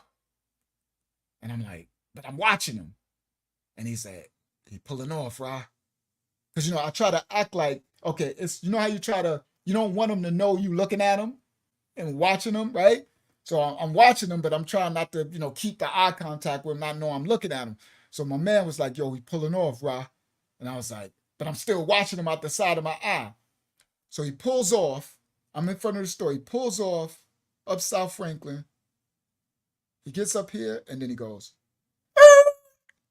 and turns the van quick. And I seen it. And my man was like, he turning around. And I was like, and he turned around and woo, and came up. So he came up and he did it fast. So by the time he turned the van around like, and he came woo, and he came up. So when he came up, everybody was kind of frozen because it was really quick. And I was sitting there on the bike and he pulled right up. He was like right there on my side, right? And he said, freeze, don't nobody move. And I'm standing there. And everybody like, it was like, yo, Buck, man, yo, Buck, what you doing, man? What you doing? We chilling. He was like, don't move. And I see he looking at me. So he looking at me. He like, don't move. Right? So he got his gun out. Okay, so he goes, freeze. Nobody move. Right? He's pointing his gun. So so that's why they threw their hands at like, yo, Buck, man, what you doing, man? We chilling, man. What you doing, right? He's like, freeze, don't nobody move. So I see he looking at me. So I'm sitting on the bike. Now, guys, I'm like, so I'm looking at him, and he said, don't nobody move. Do not move. And I'm like, he talking to me. So he looked, and I look at my man. Anybody who know me from the streets, y'all know I'm good for this one. Anybody who know me back on those streets, y'all know I'm good for this. I looked at my man. I looked at Buck. He looked at me. Don't you move. I look at Buck. Nigga, please. I just had to say the N. I had to put the N on that. Nigga, please. You done somebody must have been told you wrong, Buck. You done bumped your head, Buck. You must not know who I am. You done lost your mind. They didn't tell you I'm a runner. Do y'all hear me? I run all the time. Let me explain something to you. And I'm gonna get back to the story. Let me set this foundation. I am known on Parkside, for those who was out there during the crack era, we on the block is 50 of us, 100 of us on the street, cars pulling up and everything. I am known to be one of the first ones to take off whenever the cops come. Like, I remember Ty Fields. Ty Fields, Ty, he be up here. Ty used to say, Rah, do not run, because he'd be like, it ain't fair, Rah, because you run so fast that we left frozen. Like, everybody, okay, so we on the block. Let me give you a perfect example. We on South Franklin, everything running, sells everything, and then the cops pull up, right? They run down on us or whatever. The cops pull up. Soon as they come up, that's me. I'm like, yo, I don't know what we used to call them back in the days. Popo, I don't know. It wasn't one time. This is way back in the 90s. We used to call them something. So I'm going to just say Popo, right? Right? Or the knockers or something. I don't know what we used to call them, right? So I'm like, yo, Popo. All right? I'm going to just use that for lack of better words. So I'm going to yell Popo because I'm going to warn my people in the hood. Yeah, 5-0. Yeah, that's what we used to call it. That's it, Hosha. Yeah, that's exactly what we used to call it too. 5-0. Yep, exactly. Right? From Hawaii, 5-0. Yes, 5-0. That's exactly what we used to call them. Thank you, bro. So I'm like this. I'm going to yell 5-0. Right? Brooklyn Red said 5-0. Facts. Shout out to Flatbush, Brooklyn in the building. So I'm going to yell 5-0 because you got to warn my comrades. You got to warn everybody else, right? So, but this is me. Soon as I yell 5-0, I'm out. Just understand that. I'm going to yell 5-0, and after I yell 5-0, you're going to see smoke coming from my sneakers. I'm going. Boom. Fast. Because the last one is going to get caught, right? I'm out of there. And even if they catch us. Okay, let me give you one more example, and then I'm going to continue with the story. I think, who came in? Lisa Turner? Shout out to Shaka Z in the building. Shout out to Shaka in the building. All right. Let me give you one more scenario. We on the block. They run down on us and they catch us all, meaning Puma and them, all of them, right? They whatever, whoever it is, and they catch us, and we all standing there, and they're like, "Don't nobody move." And we all stand there. Guess what I do? We stand there, and then I just go, and I take off. I'm known for that. I'm gonna run first. I take off, boom, and then when the first one take off, then everybody else. Those who ain't scared to run, guys. Some people get scared to run. It's a whole thing. They get a flight. What's the name? Not paranoia, but I think it's like a paranoia. The flight. They stuck. They can't move. They get shocked. They get stuck, right? And I'm the opposite. I'm just run, right? So when I run, soon as I run, those who can run, they take off. So they're not going to chase me. They're going after the other ones. That's why you always want to be first to run. That was my MO, guys. I take off immediately all the time, right? So, all right. So now I gave y'all a scenario. So now I'm up here. I'm on the bike. Buck has got the gun pointed at me, right? And I'm sitting there and I'm looking at him. He looking at me. I'm like, everybody like, wow, he looking at you, right? They got their hands up. So I'm looking at YAHSHUAH said, I'd be scared to run. Yeah, there's a lot of people that was like that. Good shout out to my cousin Ronnie from the Bronx. He said, fight or flight. Facts. So I'm looking at him. He looking at me. He got the gun pointed at me, right? So he told me, don't move. So I looked at him. I said, somebody must have been told Buck wrong. So I had a good reputation of avoiding Buck. Just so y'all know. So he didn't know who I was. Now, Puma knew me, knew my cars, my reputation, all that. But a lot of the other cops, I'm secret square. That's why I wear all the black. I'm the type, I don't want the cops to know me. I don't want to be known. I'm hiding in the cut. That's why I shoot out the streetlights, all that. I'm the type, I stay in the shadows. They used to call me secret squirrel. They'd be like, wow, you on that secret squirrel stuff, right? Because everything, I'm that type, right? I don't need to be seen, known, none of that, right? So Buck had no idea who I was. He don't know me, right? Now Puma would know me if he see me through all the stuff. He'd be like, is that from the 98 parts of day? Like you, right? So my Puma's gone. So anyway, so Buck don't know who I am. I know who he is, right? So he pointing the gun, right? He like, don't move. So I sit on the bike. I look at my man. I look at everybody. And I'm like, somebody must have been told Buck wrong. So he said, don't move. So I take the bike and I turn it.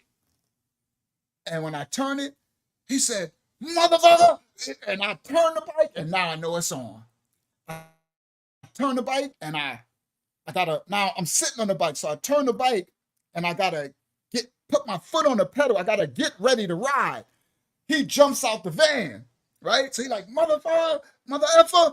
And he jumps out the van. And so by the time he get out the van to come around, because I'm going this way. So my thing is, I'm about to hit the corner of Maple and cut up Maple because, listen clearly, there's woods. There's some woods, a wooded area.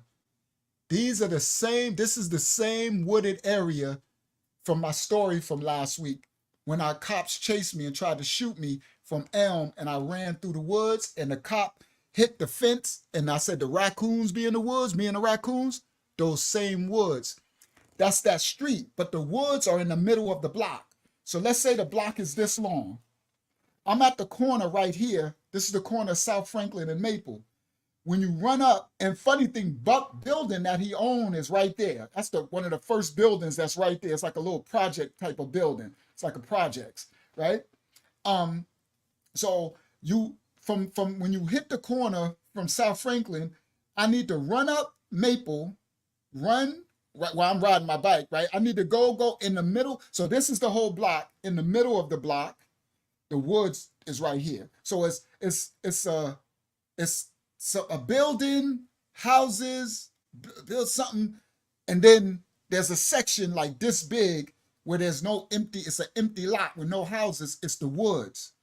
And you need to, but but yes, but not those woods. So Larry Yah, she said Michelle's woods. Michelle's woods on the other side of the street, going to her house. So this is what I'm doing, Larry Yah.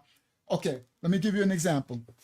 From that story, when they first pulled out on me and said freeze, and I ran through the woods, and then when I got through with the raccoons and I flipped over the fence, and then when I came out to the first street, and then it was more cops chasing me, and then I went through another set of woods. That other set of woods is Michelle Woods. I'm on the first woods. I'm about to run back to where I used to run my block. So I'm on the opposite street. So anyway, so this is the thing, guys. This is my goal. This is my head. I need to ride this bike as fast as I need to make it to the middle of the block to get into these woods. I need to get into the woods because I know if I get in these woods, I got a chance. All right. So pardon me, excuse me. And just so y'all know, this is another hindsight.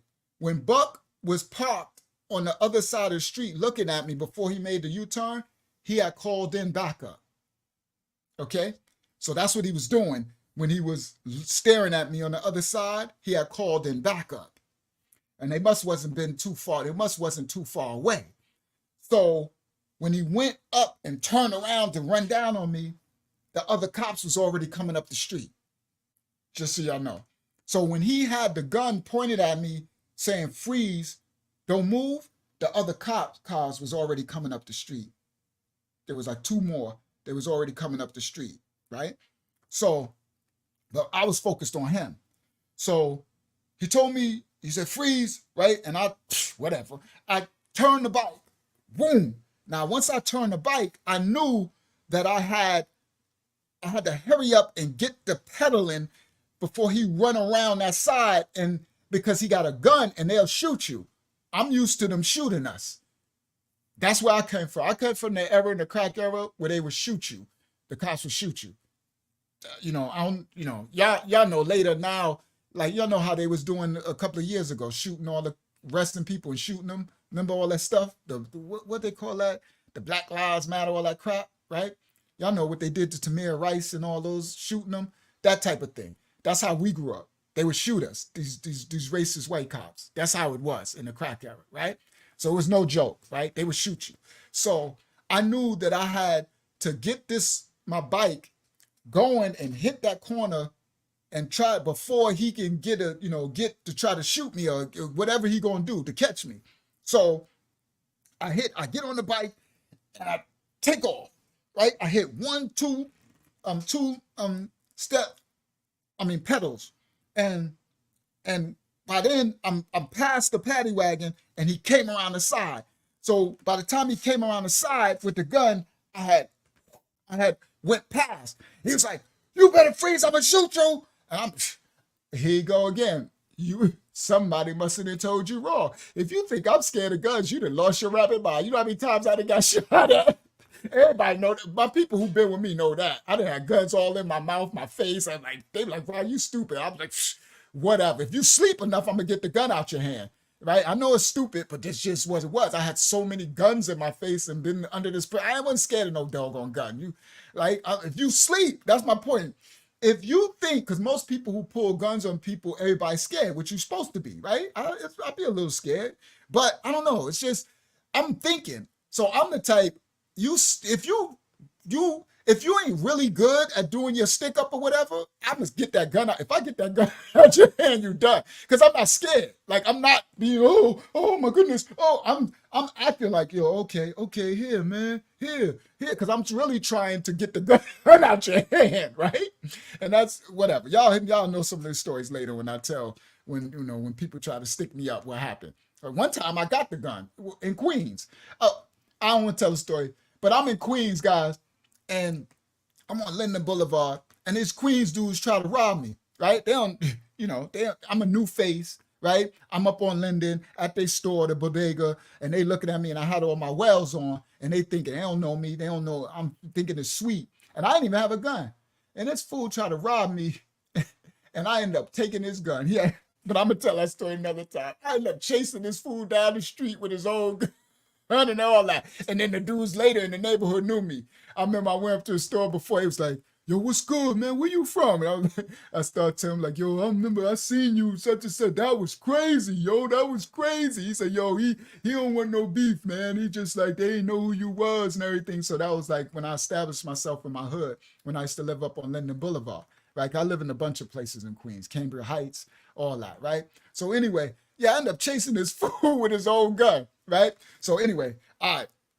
So that's why when the cops, when they point the gun at me, they think I'm a freeze. I'm not scared of your gun. I mean, whatever, right? Shoot, you're just gonna shoot me then. I don't know. So anyway, so I take off, right? So I take off, and then by the time I get to the corner, because the store's on the corner, I need to drive to the corner and then turn up. And by the time I get to the corner, he came around the car, and he's like, freeze, you mother. And I'm like, I looked at him, and he's running, he's trying to chase me. So I hit the corner, and I'm on a bike. And so he's running, and he's trying to grab me. He's like close. He's like, sorry, my headphones came out. He's like grabbing on the back of my, like he's on my heels, bro. Like he could almost grab the seat on my, he's trying to grab the coat of my fatigue jacket. So I'm like, and I'm trying to power pedal, right? Because I'm on the bike. So he's like, freeze. So he got the gun. So he's trying to grab me. He don't want to shoot me. And he's like, come. And it's so funny because I could tell how frustrated he is. Sorry guys, my headphones came out. I could tell how frustrated he is, right? So he's like, freeze, come here. Come here, stop. Come here. And I'm like, this fool. I could tell he's frustrated. So he's on me, and I'm power pedaling. And as I power pedaling, I'm getting away from him, right? Because I could feel him like nipping on the back of my thing, and I'm getting away from him, right? I'm like, oh. So I'm getting away from him, right? So, and I'm going. Now I'm in power pedal, and I'm going. Because I can run fast and I can bike fast. Everything I can do is fast, right? So now I'm like, so he's like, freeze, I'm gonna shoot you. So then he stopped. So I look back, and he stopped in the street, and he's like this. And at this, he's debating, should I shoot him or not? You know what I mean? And he just didn't shoot. So I'm going, right? So I look back, and then he just turned around and he ran the other way. And I'm like, uh-oh, he going to get the paddy wagon, right? So he ran the other way. So he runs the other way, and I guess he goes get in the paddy wagon. And I'm going. So now I'm trying to get to the middle of the street. So I got to drive all the way, I got to ride to the middle of the street so I could get to the cut. Because if I don't make it to the middle of the street, I'm screwed.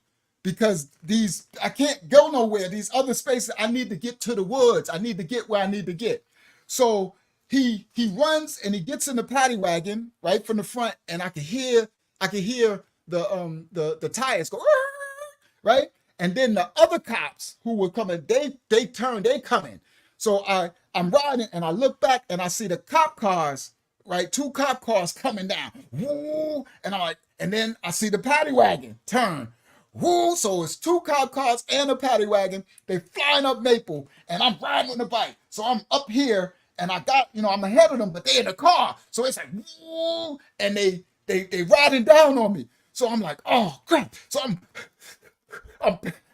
pedaling my life on that bike, boy. I'm just like, right? And then all the adrenaline guys of like, if they catch me, I am gone.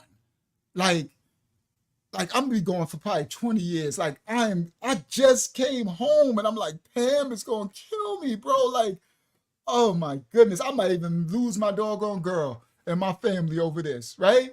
I'm like, all my life, everything is flashed before me. So I'm pedaling for my life's content. I swear.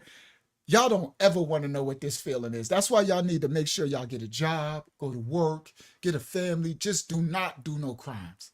Just trust me on that. It doesn't end well. So my whole life, and I'm pedaling this bike from everything in my life. And they catching up to me. Woo! Then I see the paddy wagon. They catching up, and I'm like, and then they get to where I'm at, and they come on my side because it's like a no, it's one lane, but it's a big street, Maple Street, but it's one way, but it's a big street, so two cars can go like this, but there's no divider or nothing in the street or nothing.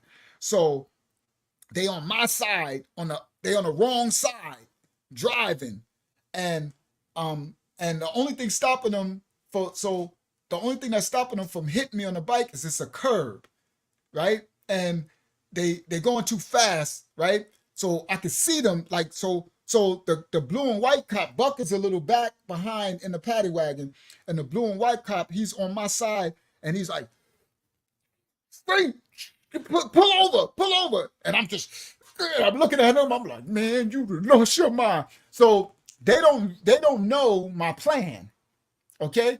So they thinking they got me because they thinking I'm just gonna keep riding up Maple, and they probably got another cop that's gonna come up this way. And shout out to Chris Webb in the building. Shout out to Chris Webb, Martin Luther King Drive's finest in the building. So they thinking they're gonna come up this way and they corner me off, but I got a plan. I'm trying to hit these woods. So the cop is looking at me, telling me, pull over. And I'm like, and I look at him, I can see he wanna come up on the curb and hit me off the bike, but he can't because he's going too fast in that curb. He can mess himself up, right? So I'm riding and they next to me. Then I can see here Buck is flying up, the other cop flying up, and I'm like, they think they got me, right? So I'm riding, and ride. And next thing you know, I just go like this. I swear, I'm riding. When your adrenaline is pumping and when you're on fight or flight for your life, you do Superman stuff. Y'all know people, those stories where they lift cars, when you can, Superman stuff, literally. When your whole life is in a balance, you could do some Superman stuff. Yo, bro, I'm riding a bike, and in one motion, I swear, one motion, I just jump off the bike. I'm going as fast, almost fast as a car. I'm going as fast as my heart could pedal. In one motion, I just jump off the bike.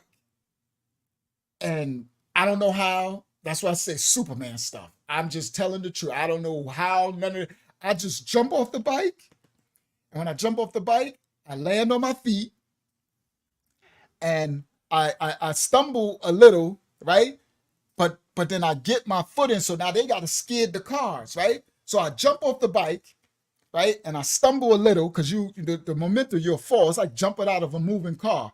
And I stumble a little, but then I get my foot in, and I hear the cars go, they screech, and then I take off in the woods.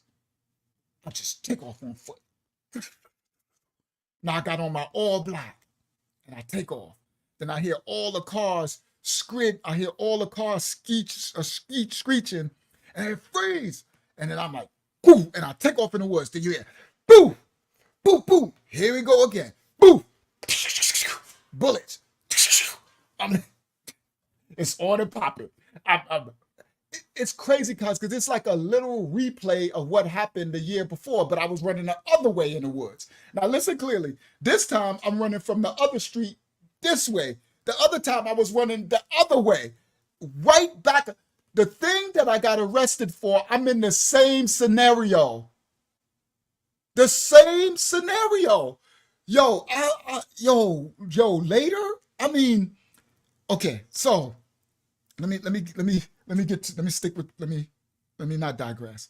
So now I ain't thinking all this when I'm running. Later, I'm thinking of all this. When I'm in the adrenaline of running and all that, only thing you thinking is you just running for your life. This is what our ancestors probably felt like when the slave catchers were trying to catch them.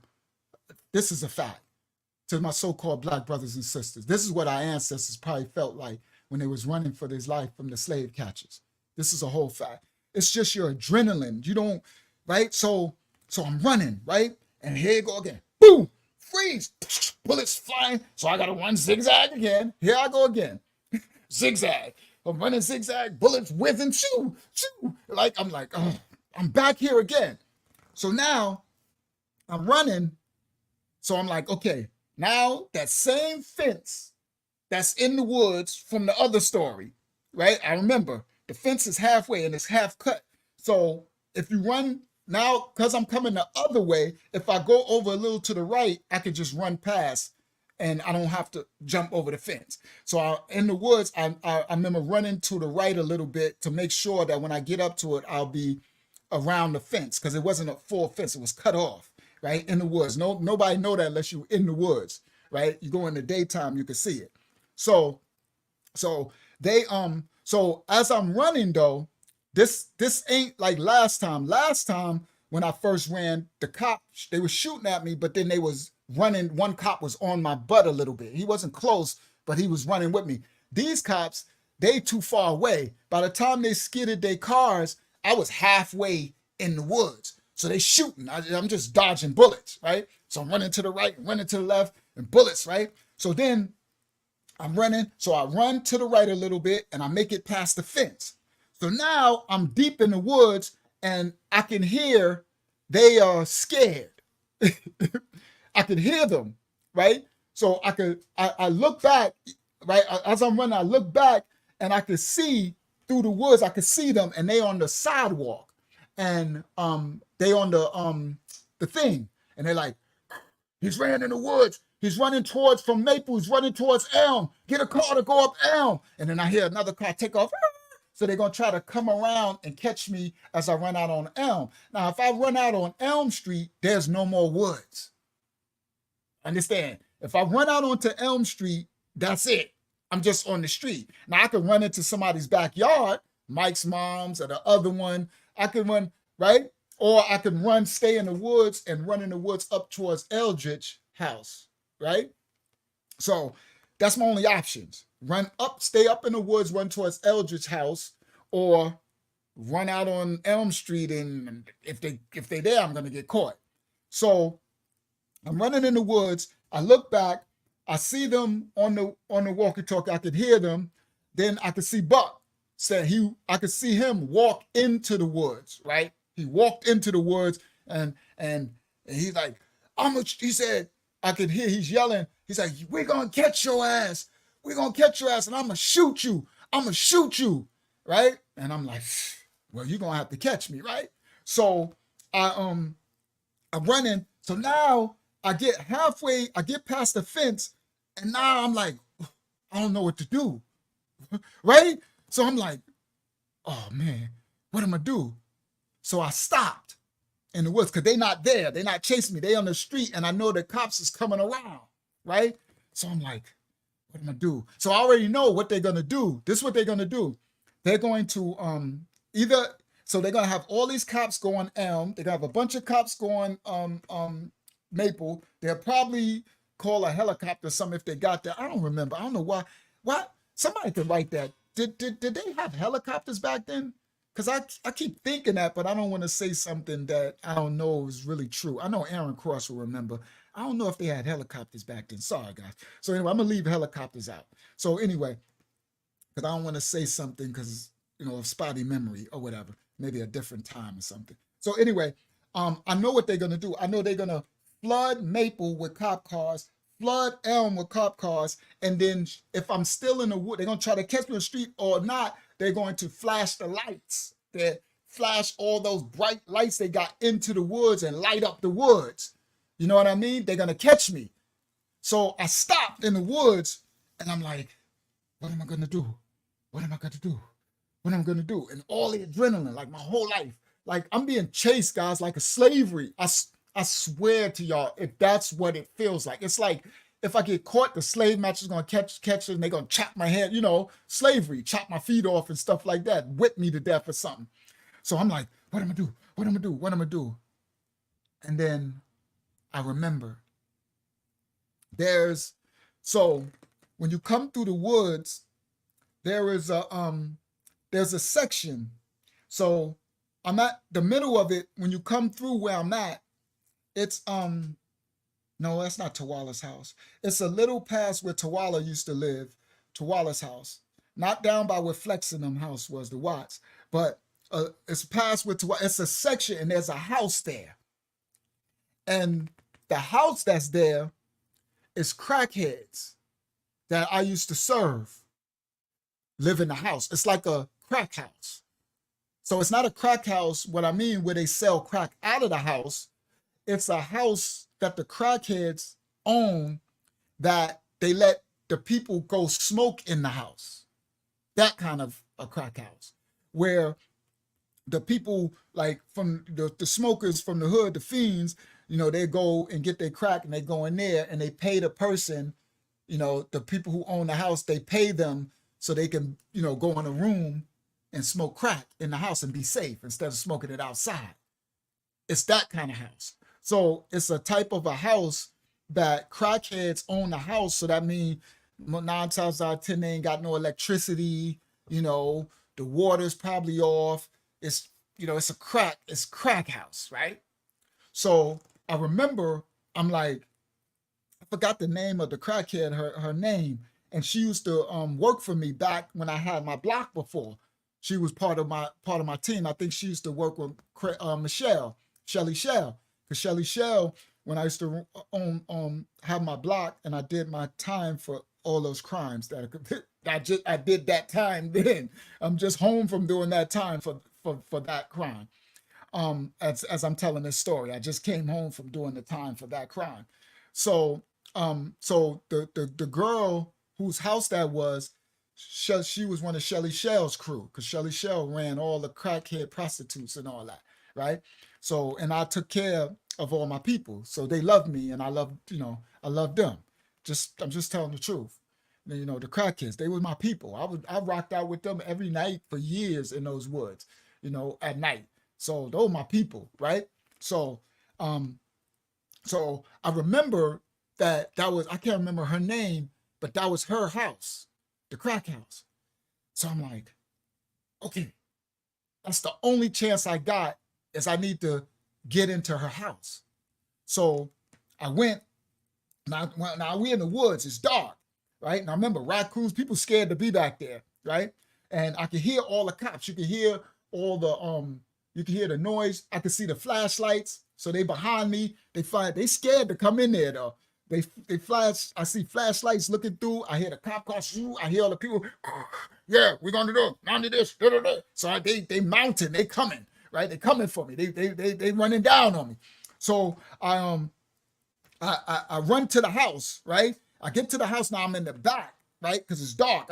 So it's a back door. The back door is facing with the woods.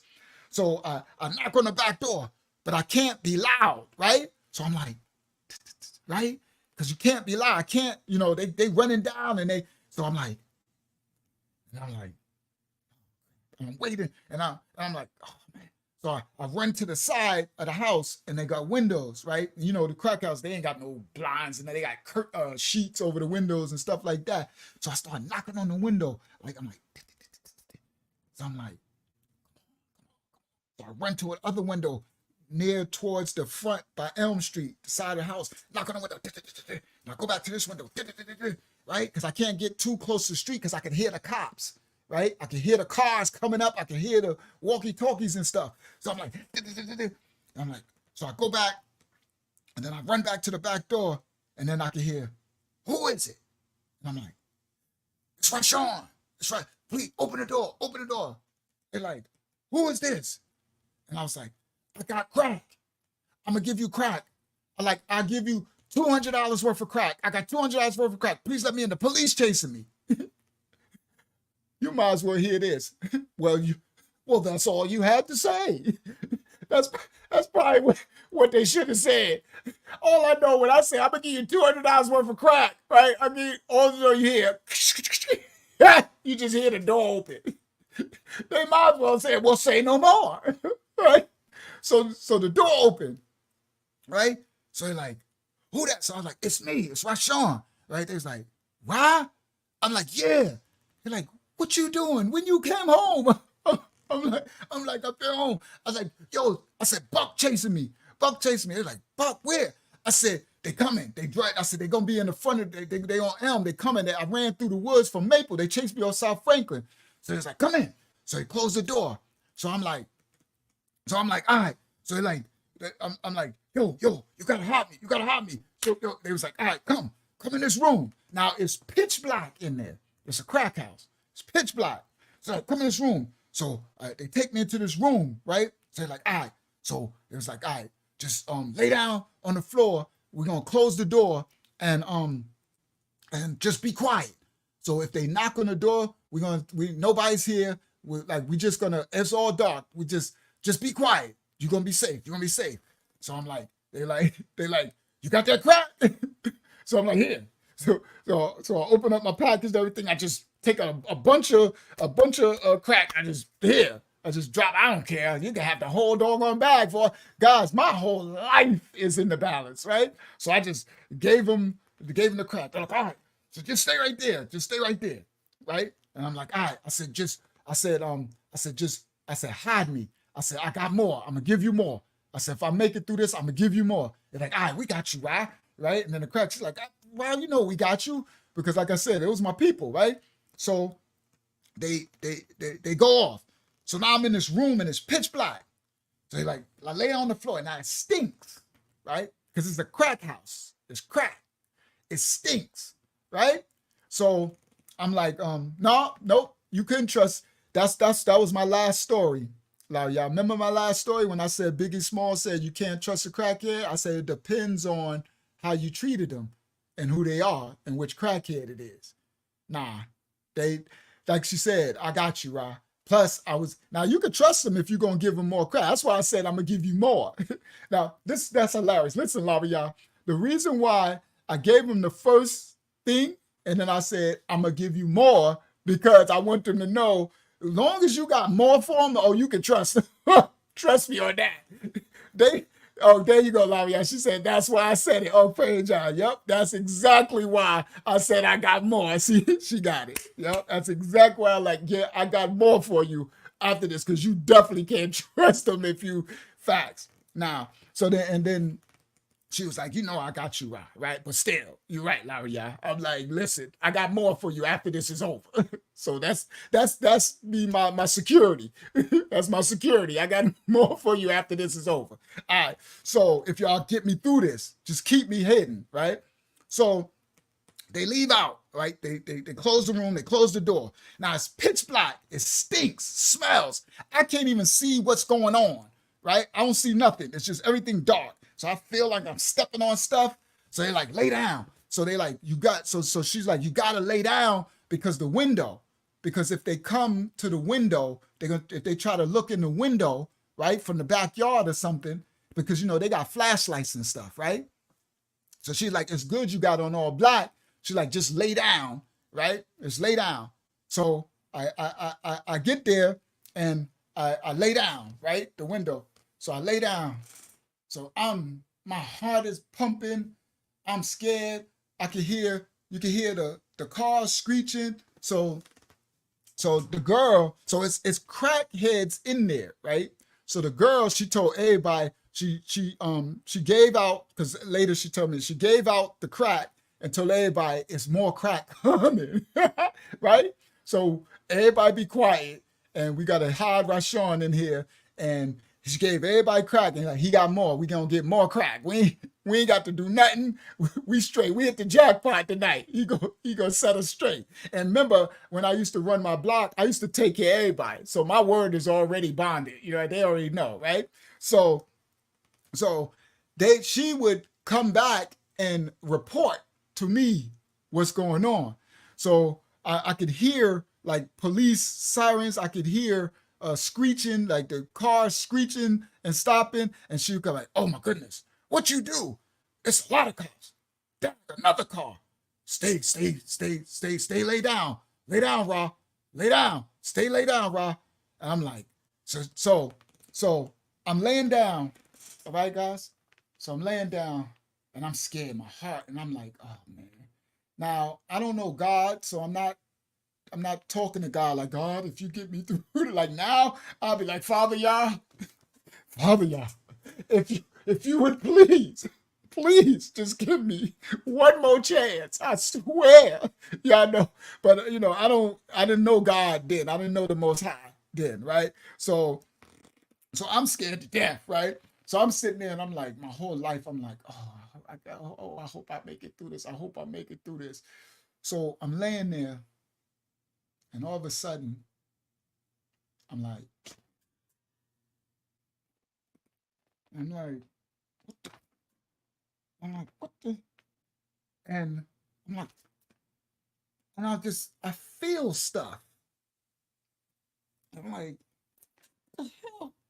Because I got my coat on, I got my hoodie on, I got my pants on. So I got my black fatigue pants on, my black hoodie, a shirt under the hoodie, and my fatigue coat, right? So I just feel something, and I'm like, no, that's not up. I'm feeling stuff, right? I'm like, what the, right? So I'm laying there, all of a sudden I'm like, I feel something under my coat. So I'm like, what the? So I'm like, but I gotta be quiet.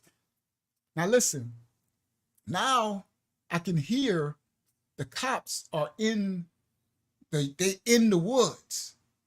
So you can hear the walkie-talkie. So where you see him? No, he's in here somewhere. He's in here somewhere. They're like, all right, we got the other ones. They're coming from South Franklin. We got a such and such coming here. Did you got your spotlights? Yes, the other one's coming with the spotlight. So I can hear them, and I can hear them walking, right? And so the girl, she comes, she's like, be quiet. They're walking through the woods. They're walking through the yards. But everything's black, so just be quiet. The door's locked. Everything's locked. Everybody's quiet. So she's coming in. She's whispering at everybody in the house because it's late, right? It's late. It's like 2 o'clock in the morning or something. It's late already, right? 1 o'clock, something like that. So everything is black in the house, right? I don't even know if, no, they had lights, right? So everything is black in the house. So she would come and report. So now she's like, be quiet. So now she's saying, just stay still. So I'm like, stop talking, right? I'm telling them, I'm like, stop talking. Sorry, I'm talking low. Y'all might not even hear me. I'm like, stop talking, dude, because I don't want them to hear her coming to say, stay, stay on the ground or something, right? So I'm like, stop talking, stop reporting to me. I'm gonna give you the crack. Stop reporting. I don't need your report. Like, your crack is sealed, just right. So I can hear them, right? So I'm like this, and I feel something under my coat. And I'm like, I need to take these off. I need to put my headphones in because this cord keeps hitting this this computer and making this noise. I'm trying to not to have the headphones on. Sorry guys. Give me 1 second. Let me plug this in so that it don't keep banging. I could put these headphones in. I don't know if y'all could hear that. I don't want this to ruin my video's audio. All right. So I hear so I'm like this, so I feel something walking under my coat. And I'm like, so I'm trying to lift the sleeve, and I'm like, ugh. And then all of a sudden I feel something walking under, and I'm like, what the? So I'm like, yo, what is this? So I'm shaking, and I try to take the coat off, and then I feel stuff coming at my legs. And I'm like, and I'm going like this, right? And I'm like, and as I'm going like this, I could feel something smash. On right. Oh, what is going on? I'm smashing stuff. So I'm pushing down and smashing things, right?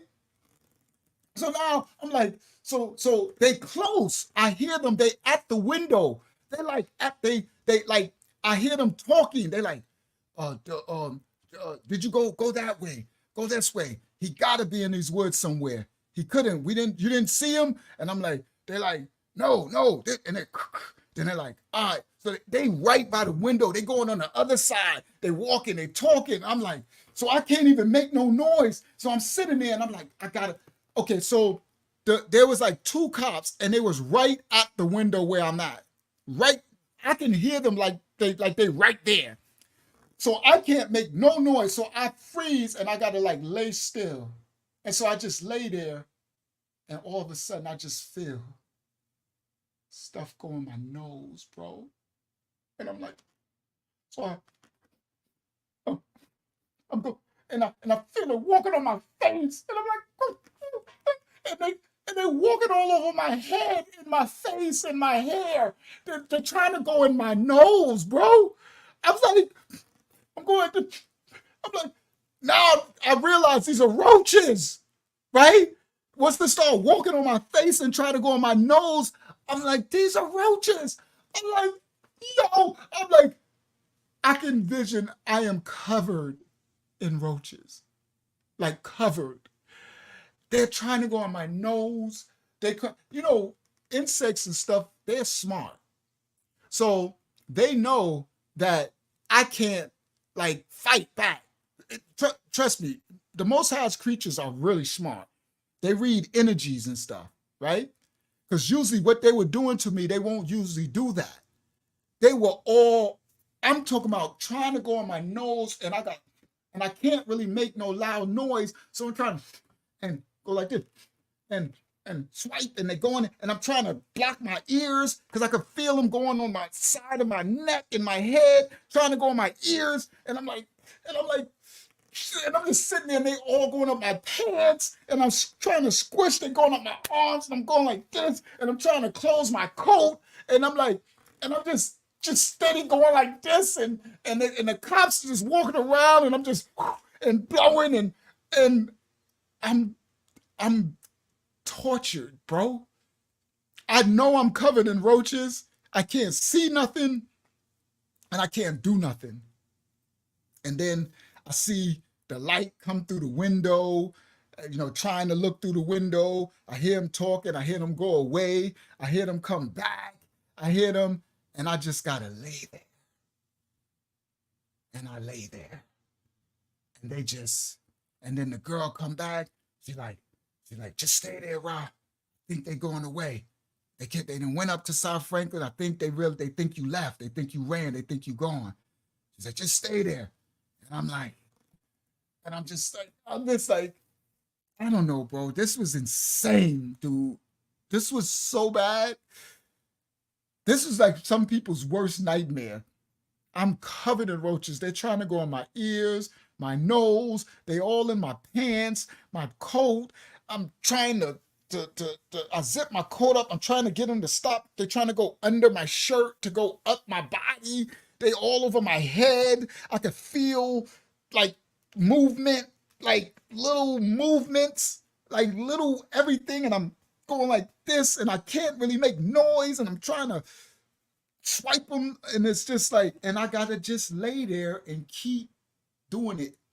I had to lay there for maybe half an hour, 45 minutes with smashing, blowing, and swiping off roaches for almost 40 minutes until the fiend, she came and she was like, they're gone, Ra. They're gone. And I was like, you sure? She said, no, Ra, they're gone. She said, they've been gone. She said, I made sure I waited for about 20 minutes, and then I went outside and I went up the block, and they're gone. They're not on South Franklin. They're not nowhere, and they're gone. And I was like, they already said you got away.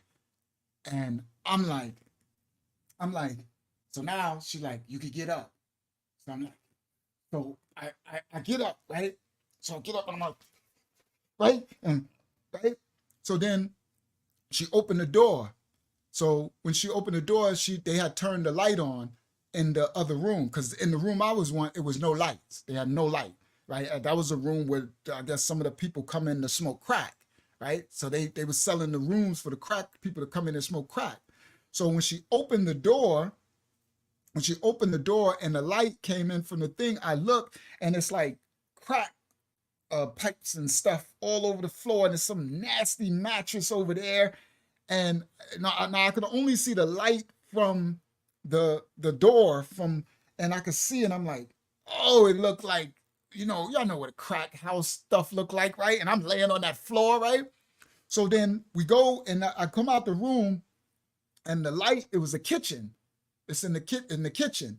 So I'm in the kitchen, but it's like just one little dim light, right? So the whole house, it's like one little dim light. It's not like this. It's not lit up. It's just a yellow dim, right? Everything is dim and dark. Everything is still dark because crack kids and stuff, they don't want nothing light. They want everything dark.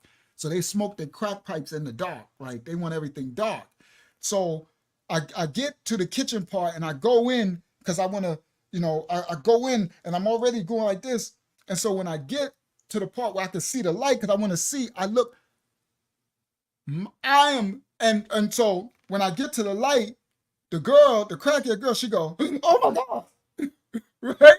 And I'm like, and then I get to the light, like, and my whole fatigue is black, right? Everything, it's brown. Like my fatigue, everything I got on is black, but when I looked at the light, everything was brown. It was roaches covered. I was like covered. You know how people have beekeepers when they put those suits on and they cover it with bees and they walk around and the bees, that's how I was with roaches. They were all, and I said, oh, I hit my jacket and you can see a pile fall off. And I'm like, ah, and I look, they all on my pants. I'm covered. I mean, covered to the point where everything is brown, bro. And I'm just shaking. I'm like, ah! And she started hitting me.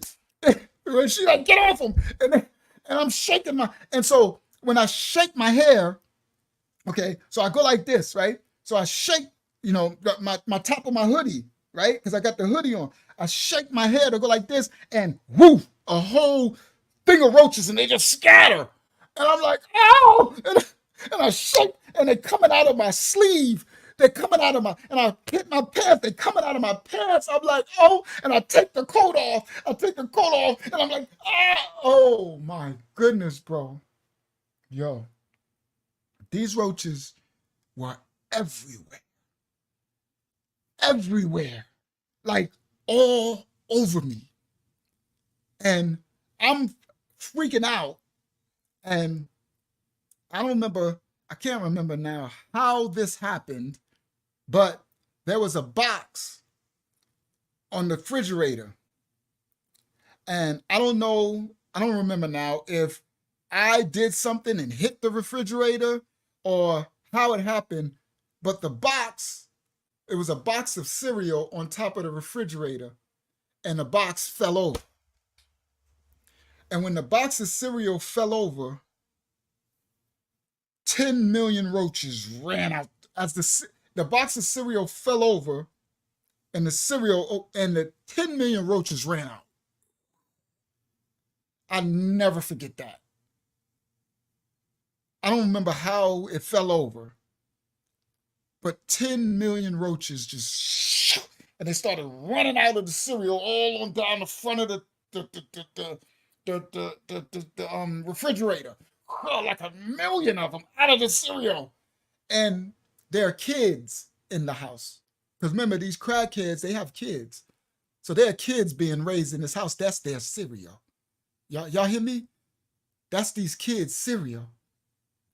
And it fell over in 10 million. I mean, it was more roaches in that cereal box than it was cereal in the box. It was just a million of them ran out and all down the front of and I'm wiping and the girl is trying to hit and, shaking my coat and I'm like, and so I finally, I'm freaked out, creeped out.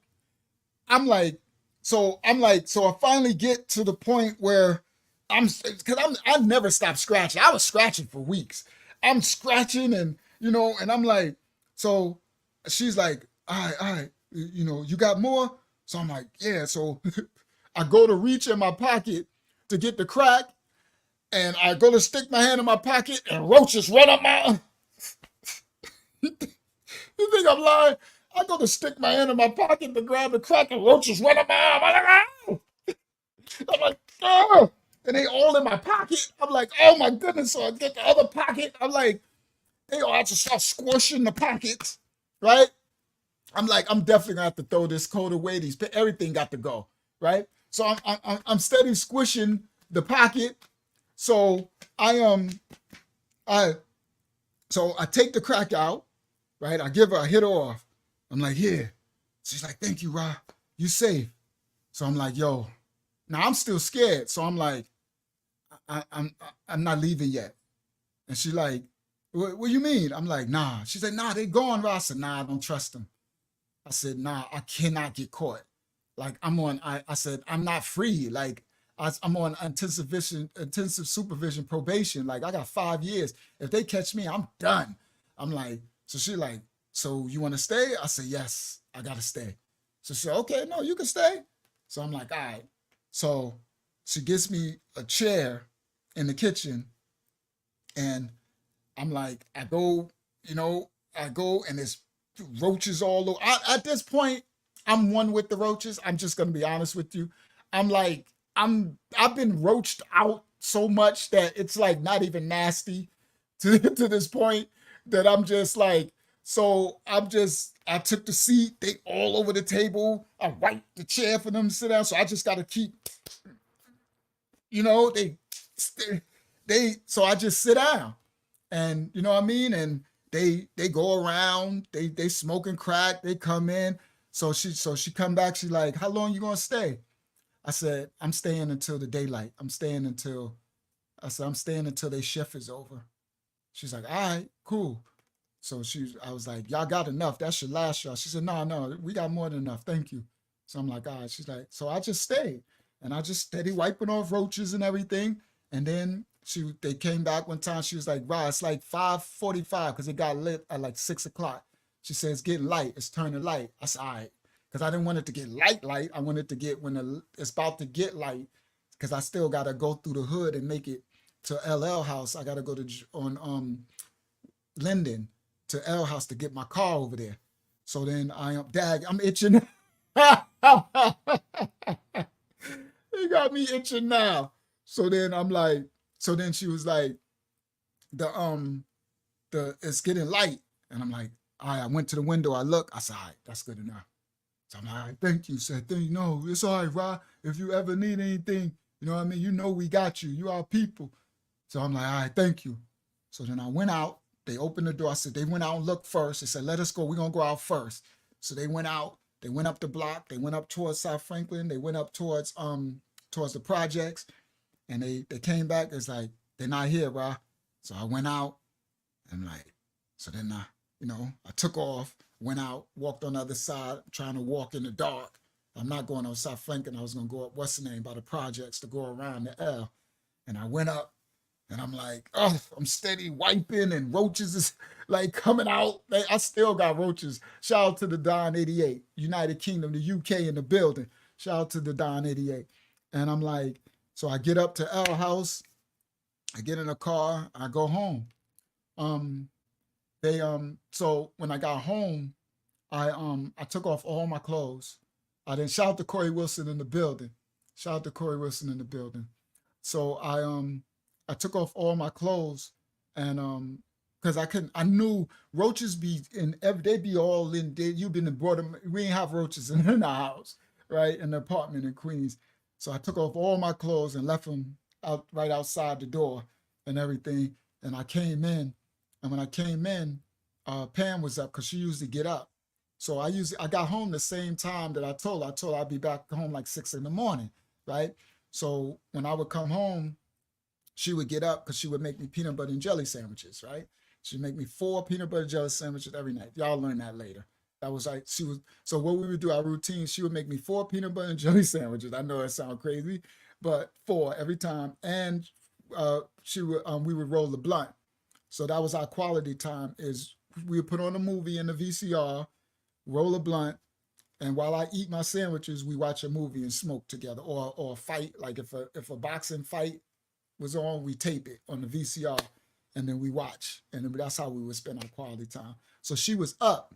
So when I came when I opened the door, she see me come in with my drawers on and she started to trip out because Pam was a trick, right? So y'all know Pam was the one in the story when I told the story in the channel of I bought her the Mercedes and she tried to stab me. You won't watch that story. It's the title, it's a video on this channel, not a live. A video. I bought her a Mercedes and she tried to stab me. That's Pam. Try to kill me. So y'all watch that story. Y'all know me coming in this house with my underwear on is not going to fly right with Pam, right? So I had to come in the house. I realized she was up. I'm like, Pam. I came in with my hands up. Pam, Pam, it's not what you think. Just give me a second before you try to stab me and kill me, right? Give me a second, because you can't stop her once she get going. It's a wrap, right? So I'm like, and she like, and I'm like, no, it's not what you think. I got chased by the police. I got put, and she like, okay, so then, yeah, because we're your clothes, right? It's like you sneaking in the house with your underwear on, right? So I'm like, and it was a girl upstairs, the Haitian girl, right? And she was bad. She, big butt and all that. So, and Pam befriended her, but she was sneaky. Y'all know, you don't keep women around your man, right? So I know she's sneaky, right? She would have smashed me if I would have went for it. So anyway, shout out to Jazz, Dow Preston. Yeah, now you remember, right? In the middle of Elm Street and even Maple, you know what I'm talking about. So they start at Boy Yard, in the backyard of Boy House, those woods. You go, remember where Kevin Jeter moms had the dog houses, where Lamont too. Lamont used to, because Lamont took over after Kevin Jeter moms with the dog houses. That's by Sister Brown, by Mighty K backyard, but you don't know Mighty K. Where Tawala Hightower and them used to live, their backyard, that's the start of it. But the middle of the block on Elm, I was on that part, the middle of the block, more towards Flex and Archie and AB in them house, right? Those woods. So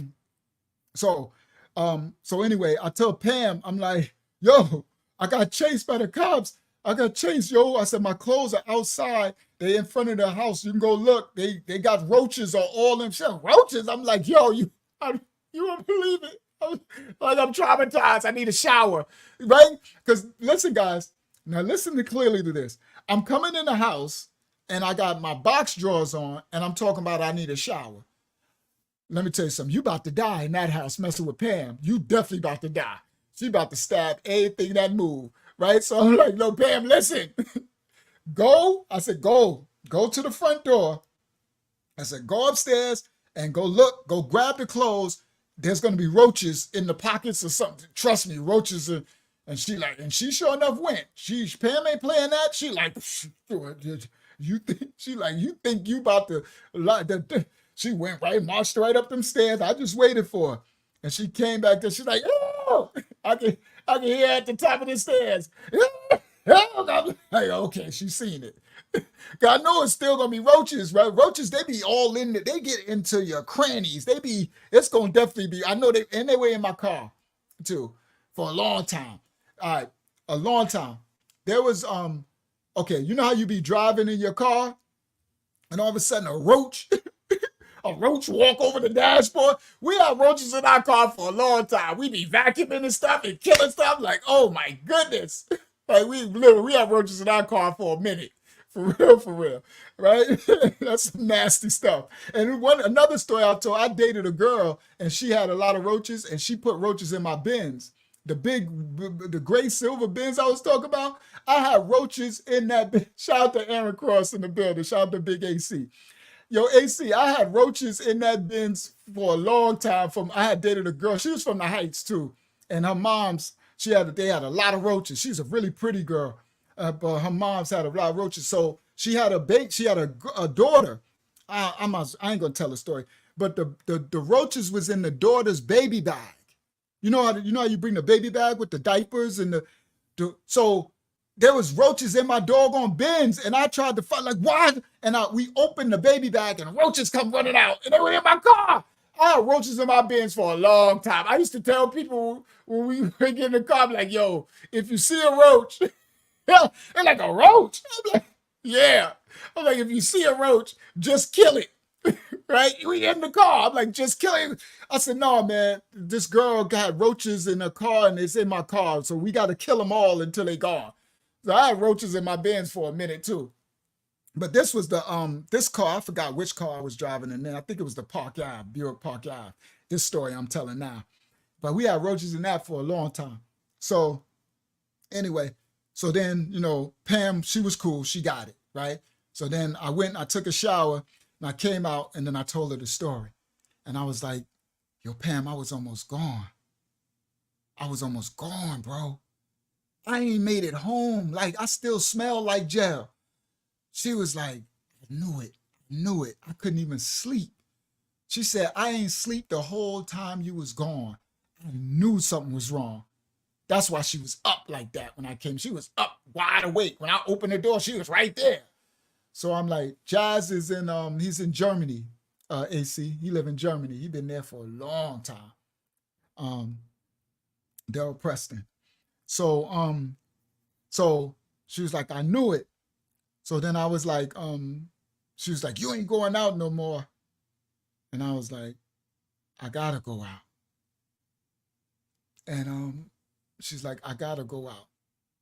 And I'm like, that was my reality. I know it's stupid.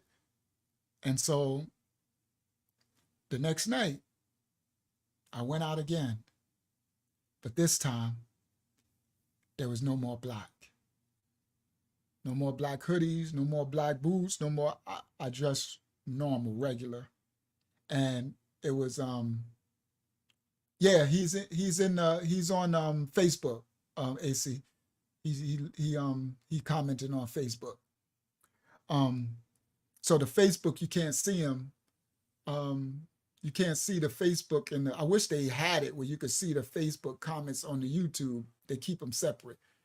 So yeah, so I went up on the block. YAHSHUAH said you went up to the block with all white on. That's hilarious, right? So I went up there regular, no more bike. Now this is the funny thing. I went up there the next night. We was on the block, and Buck pulled. He came up, and he had no idea who I was. Never knew who I was. AC Jazz said, I can put it on the screen. I could, hold on. There you go. AC Jazz said, tell him I said peace. There you go. So, and then that's the end of that Buck story. So I was going to say tell another one, but it's okay. I'm probably going to end it out because I'll be wanting to not go too long anyway. So this is good.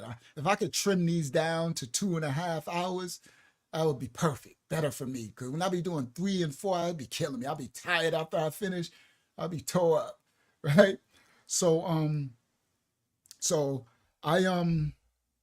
yeah, after that, and we'll tell another story about stuff happened after that, because that's when we became the Nasty Four. This taught with LL, Jamel Henderson, another whole life of stuff happened after this. But that was the story of Buck. All right, so I'm gonna end it with this because I had another part I was gonna tell what happened when I'll do that next week. If I don't do a story that me and Raheem gonna tell us, Raheem gonna be my guest. Shout out to Raheem Rayford, Ra Napier from the Heights. Lil Ra, not Lil Ra, he not little, but y'all know, that's my man.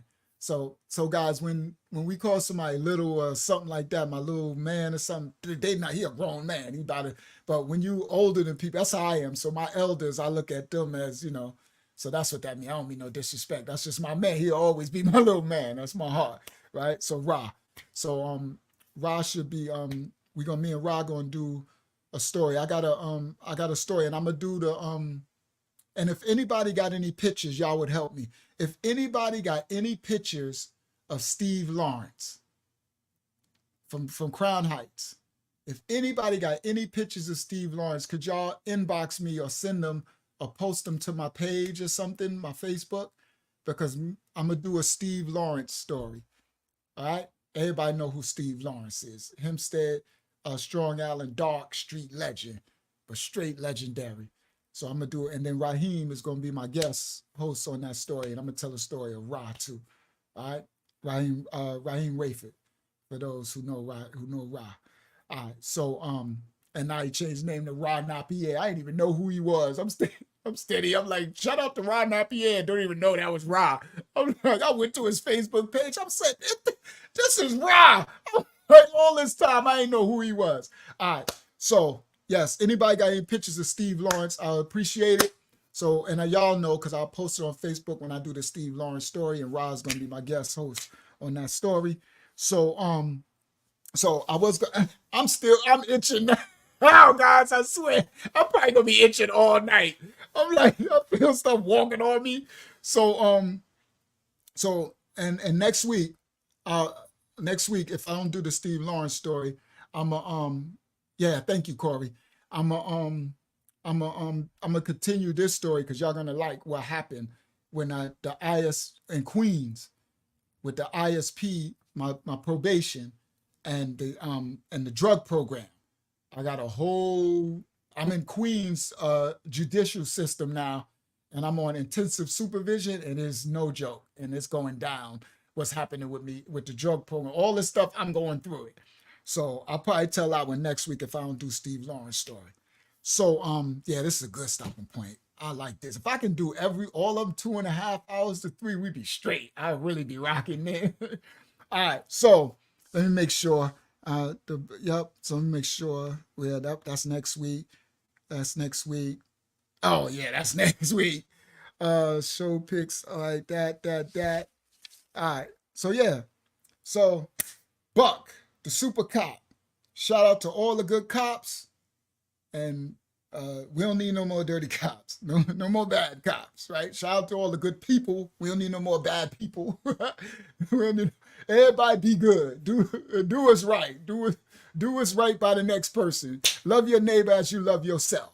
You see, that's what the scripture said. That's why the Mashiach, the Messiah, what they call Jesus, said the greatest commandments is to love the Most High with all your heart, mind, and soul, and love your neighbor as you love yourself. The reason why that commandment is in there is because if you love your neighbor as you love yourself, then you won't do wrong by the next person, right? Unless you're psychotic and you're doing harm to yourself.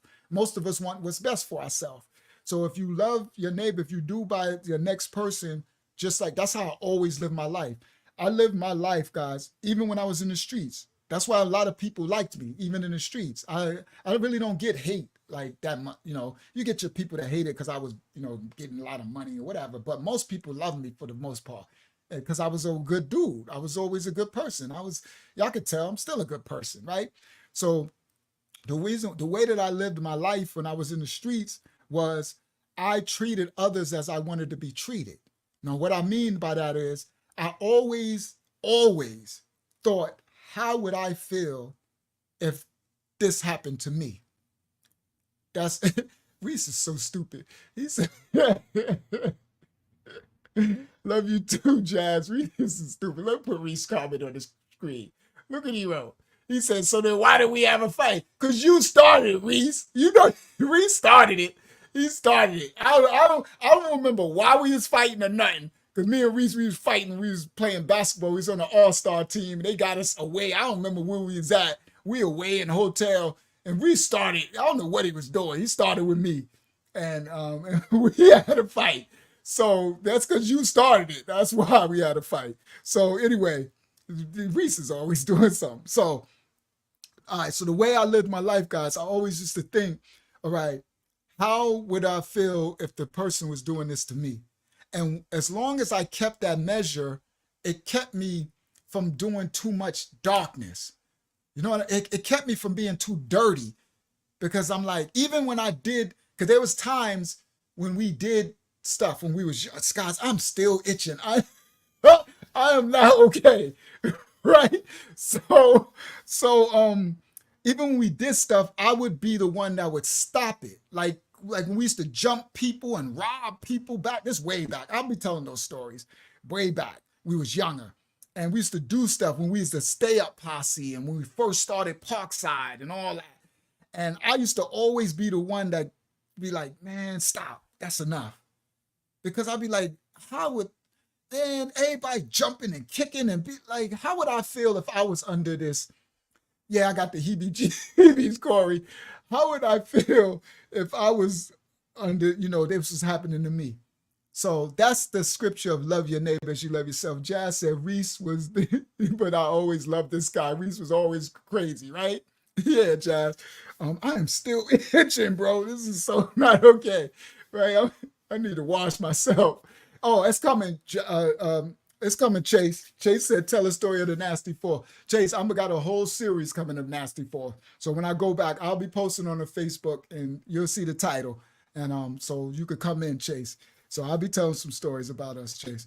So yeah, guys. So I got to go. I am so not okay. Yeah, I need a shower. I'm like, I need some alcohol and stuff on me, right? I need like this is so crazy. So so yeah, all right. I always got to end. I'm a minister, man of the Most High. So y'all know I always got to end with the word. But I'm gonna end a better way than that. So not a better way than the word, but I'm gonna end with something else because you can't end no better way when putting the word right of us pouring into one another. So guys, if you love your neighbor as yourself, if you treat everybody with the same way you want to be treated, you will never. It's like a barometer of keeping you from being too sinful, meaning being too foul. Because in our nature, our flesh, we're sinful creatures. We're born in sin and iniquity, right? That's from the curse of Genesis 3 and 6. Hasatan, we ain't going. That's from my ministry tomorrow night, 8 p.m. Oh, okay, guys, everybody, tomorrow night, 8:30 p.m., Facebook, guys, is starting to shadow. They told me, they sent me Mark Zuckerberg, Facebook sent me an email saying that they're gonna, if I keep getting these strikes, they're gonna stop me from going live. So what I might have to do is I might not be able to post the ministry stuff on Facebook and just only do the 25 to life. Because they let me do the 25 to life, but y'all don't know, I meant to show it tonight, but they shadow banning all of my, I can show it. Matter of fact, let me show y'all. Because it's right up, it's open. The tab is open. They shadow banning my videos on the ministry stuff where I'm waking up, right? The people. So right now I'm on a series of the Black kings of Europe, the nobility. They taught us that only the Moors were the king, the Moorish kingdom, but it was more than just the Moors. And we ruled the Dark Ages and what it was about. And so I'm showing all the books and the receipts, not just, my opinion and nothing. I'm sure, Dad, they freezing my thing. That is insane. See, these are the attacks I'm talking about. How is my thing spinning waiting for Facebook to respond? Like, what do you mean waiting to respond? Unless I'm not live no more. Wait. Yeah, I want you to wait. You can wait for it to become responsive or exit the page. It don't ever do that before. See, this is what I'm talking about. These attacks in the spirit realm. So anyway, if it doesn't open, whatever. Let me try to open a new tab and see. That's crazy. It's still spinning. So give me a sec. Let me see if this works. Now that's still spinning. Okay, so Canva is opening. So why Facebook won't open? Oh, there we go. It opened. All right, so let me go back. Let me go to, all right, here we go. So that was from Mike Garcia. Oh, his name was Gregory Buck. I ain't know. Oh, Mike Garcia messaged me and said his name is Gregory Buck. All right, I didn't know that. That sounds familiar too. That now that you wrote that, Gregory Buck. Oh, dang, my page look different. All right, so give me a second, guys. I'm gonna show y'all what I'm talking about. Let me scroll down. So they literally said your video can't be viewed by others. Watch this. So let me go to let me go here and then share screen, present, share screen. There we go, Facebook, and then hold up, let me see something. You know what? I'll do it this way. That's better. Because I got people's Facebook page open. I don't want to put that out in the public like that. So I'm going to just show y'all this one. I could just take a quick screenshot. I don't want people put my Facebook friends info out there like that. Save. Okay. Bang. Now I can open it up right there. Okay. Do it again. Give me 1 second, guys. There we go. Now come back to y'all. Bang. Go to window. Where is it? That should be it right there. Share. I can't see. Is that it? Yeah, that's it. So look, it says your video is blocked and can't be viewed by others. Only you can see this. See? And they put a red thing right there. And it says Negroes to Iggers exposed. Let's go. Divine discussions. So they've been doing that to almost all my videos on Facebook. So almost all my videos got like a red thing that say your video can't be seen by others. So like the important ones. So like the ones where I'm bringing out history and, you know, exposing stuff, they flagging it. And then Facebook sent me an email that said, if we keep flagging your video, then we're going to stop you from being able to go live. So that's crazy, right? And I'm like, so I'm probably I'm gonna see what they do. So I'm gonna do the one tomorrow, right? And because tomorrow's gonna be crazy. It's about, I'm gonna show more receipts of the kings, the stewards. We were actually, and guys, a lot of us that got sent over to America in slave ships, right? The ones who can't, most of us didn't even come from Africa. You know, Jazz, I got your last name Preston is, I forgot what it is, but there's a Preston, when you see it, I'm gonna show it tomorrow. It's a Preston, it's a place, a people for your last name, Preston. There's, it's crazy. A lot of us guys, you're gonna see your last names in the series I'm doing. And it come from Europe, from the nobility, from the Stuarts, the Scots, the Saxonies. All of these kingdoms were black. That was the Dark Ages where they ruled. The king, King James and them, King Stuart, King Charles, King Henry. These were black. I'm gonna show you the pictures, the books from the 1700s, where I'm showing the books from the Internet Archive that these writers. So tomorrow, y'all see the thumbnail. It's gonna say Benjamin Franklin, such and such. So, all right, so those videos, so that'll be tomorrow's on the Mashiach Assembly Ministries, but I'll be putting it on YouTube. So if they flag that tomorrow, if they give me another strike, then I might not be able to, because I don't want to lose my total way of putting live streams on Facebook. So if I just only can do the 25 to life, I might have to do that. And I'll just put the link to the video on YouTube. So most of y'all from Facebook I need to do my link tree. Next week, I'll have my link tree up, because if I post my channel here, Facebook will delete it.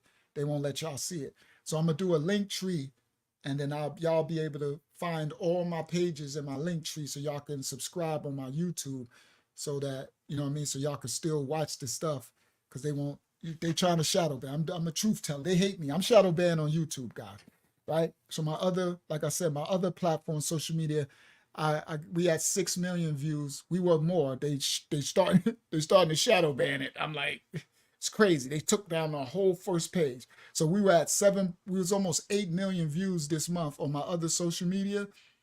And now they shadow banned the first page and took it down. So now we down to 6 million views this month. So, you know, it just is what it is. So I had to tell my my sister Yakata, who's helping me run that page, I said, just get used to it. Because she's like, what happened? We just lost 1 million views. And what? I'm like, they took all of our stuff down from the first. I said, welcome to my world. They've been doing this to me since 2021. Like, I blew up when I first did my YouTube channel, hundreds of thousands of views and all that. And they shot it for my movie. So I got a movie that I made that's shadow banned worldwide. That's banned worldwide. All right. So anyway, that's just for new people who don't know that I was huge on, oh, wow, Jazz says you live in Lower Saxony. So you live in our ancestors. It was named after our ancestors, the Saxonies, the Saxons, the Anglo, that was named. You live literally in our ancestors' land, Jazz, where you live right now, and your last name. So that'll come out in the lesson. So anyway, for my Facebook, my New York people who see my YouTube and might think we only got 2,000 subscribers, that's this is another page. I got 3. So I got stuff shadow banned. So this is all new stuff. So even my views are shadow banned. We get millions of views. Millions, right? So my other social media, millions of views, right? My subscribers. So I'm just keep doing it because no matter what they do, I'm going to keep teaching the word. You heard? I don't care if it's 5 of us, right? See, look, it's only 27 of us on this live. Let me explain something to y'all. I'm going to show y'all. This is the last thing, then I'm going to close out. On my ministry page, we was on a live stream. It's usually about 50 to 60, sometimes 70 people on the live on my Friday night ministry, right? The Mashiach, my ministry page. I'm going to put the link for Facebook, the link so y'all be able to subscribe over there, right? Because this is where the real stuff at. So we was on a live. There was about 70 of us there. One of the brothers, he in California, he said, he on the thing, he was in the chat. He said, Unc, the shadow ban is real. He said, on my phone, you got 1,400 likes on this live stream. But on our page, it only said 40 or 45 likes. And he took a screenshot of it. The ministry, remember, some of the ministry is here. He sent the screenshot to the live and we put it up on the live. And on his screen, it showed 1,400 likes. So if you got 1,400 likes on the live stream, that means it's over 2,000 or 3,000 people on the live stream. Do y'all hear me? So, and then my sister from the UK, Malakia, she sent me another screenshot. She said, look, Unc, here it said it was this many views, but then later it said it was it was impossible. So people be getting the receipts showing that what y'all see is much more. And they doing it on this 25 to life too. I thought they would leave us alone on 25 to life, but they do it here too. People like, look, Unc, I can't, like the other brother from Africa. He said, I just woke up and get no alert. I had no idea you was live. I just looked for you and y'all were live. Because we got people all over the world, Africa, all continents, countries that watch. All right. So y'all might see these numbers and think it's only 400 people watching. If I show y'all my stats, the videos go like this, right? So the last video, the one with LL Cool J, my stats, I'll probably show it next week. It'd be a line straight up, 0 views all the way up, and then it'll go up and then they'll stop it and it'll go like this. So they'll cap and stop all the views. So it'd be straight up. So in my analytics, it says from 0. So it went from 0 to 600 views and like this. And then it goes like this. There's not, if it goes up, it's supposed to keep just going up. Wow, Larry Yah said mine says 21. Mine says 27 right here. So it's supposed to just keep going up, but they'll cut it off, the algorithm. So anyway, just wanted to let y'all know that we shadow ban. All right, so I wanna do this as we close out. I wanna do this for my people back home. All right, y'all should enjoy this. All right, so this is gonna be the last thing I'm gonna do, and then we're gonna close out. I thought I put it. Oh, I did put it up. It's in the other tab. All right, here we go. I'm gonna do this for my people back home. This is the life that I was living back then, and this was my state.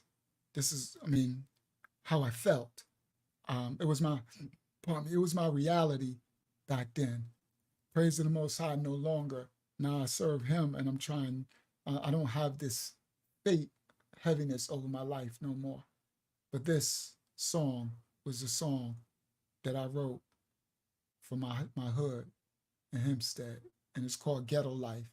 I wrote this in 2005, me and Joey Mecca from Harlem. I'm gonna preface this. I went to, shout out to my brother Lex Luger from Harlem. So we went to Joey's house, to the studio, and Joey's like, I got one for you, Ra. I got one. These Harlem boys. That's why I tell you the Hempstead to Harlem. He's like, I got one for you, Ra. I got one.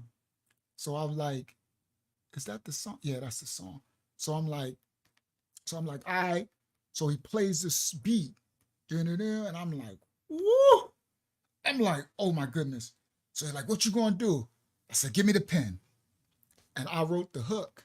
So the hook you hear him singing, I wrote the hook. I wrote the verse. I just start penning. And I'm living in this ghetto life.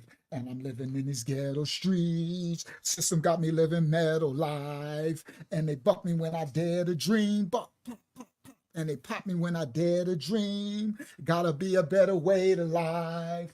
Gotta be a better way to be. Systems got me living metal life. And I just wrote the whole song. But this was my reality. And little did I know, a little bit later, I'll be doing 25 to life. All right, this is called Ghetto Life. Hopefully y'all enjoy. I've been swimming in this ghetto life. I've been living in these ghetto streets.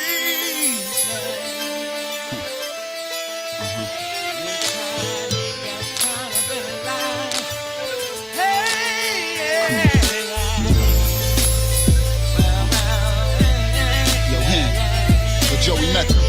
So this one's personal to me right here. This shit is the truth. Hip-hop needs some real truth right now. You feel me? I really seriously think hip-hop needs me right now. All these clown rappers, all this make-believe, y'all ride with me. I took 2 texts when I'm in Ani up the street.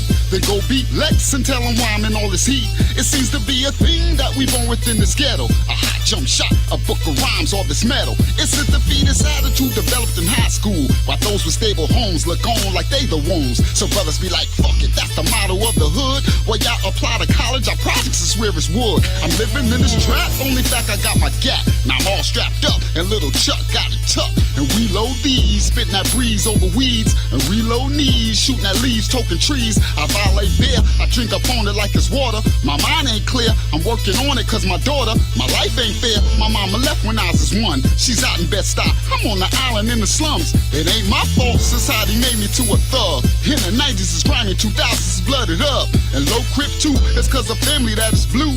And no blood red, so many dead that is sad. The funeral homes is lost and plenty orphan flipping coffins. While drug man Dan is at the orphanage giving orphans. And y'all blame us, while Judge Benson's giving sentence. Out the ain't us, we in the system getting fenced in. And y'all blame us. I'm swimming in this ghetto life. And I'm living in this ghetto streets. The system got me living metal life. And you pop me when I can't dream.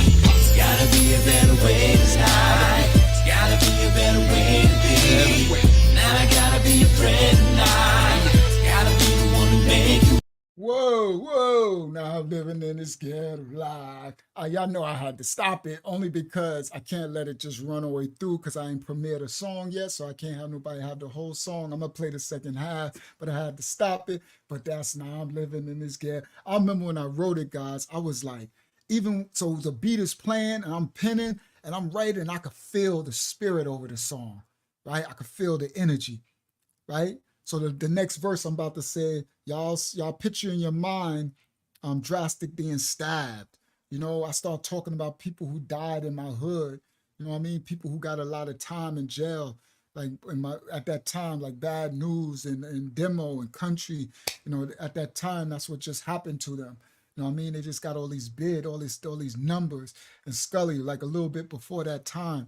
You know what I mean? So it was like me just reflecting on my state of what's going on, right? I said, but y'all blame us. While Judge Benson's giving sentence out there ain't us, we in the system getting fenced in, but y'all blame us. You know what I mean? The funeral homes are flossing pretty often, flipping coffins, while drug man Dan is at the orphanage giving offerings, but y'all blame us. You heard? Like, it's like, you put us in these situations, in this poverty, and flood guns and crack and drugs and broken homes and take the fathers out the homes and broken down systems, but then y'all blame us for the condition that we in, the life we in. It's like we stuck in a catch-22 hole, but y'all blame us. While y'all do white-collar crime and get away with it, y'all bring the drugs and pump the stuff into but y'all blame us. I think, honestly, this song really touches my soul it's like, I think this is one of my greatest songs that I wrote. I did a lot. Close your eyes, envision drastic being stabbed. Imagine Joe hanging in the back of Linden Ave. Imagine Wild Man up in heaven having a fight, and Shaheem the God is telling court to keep it light.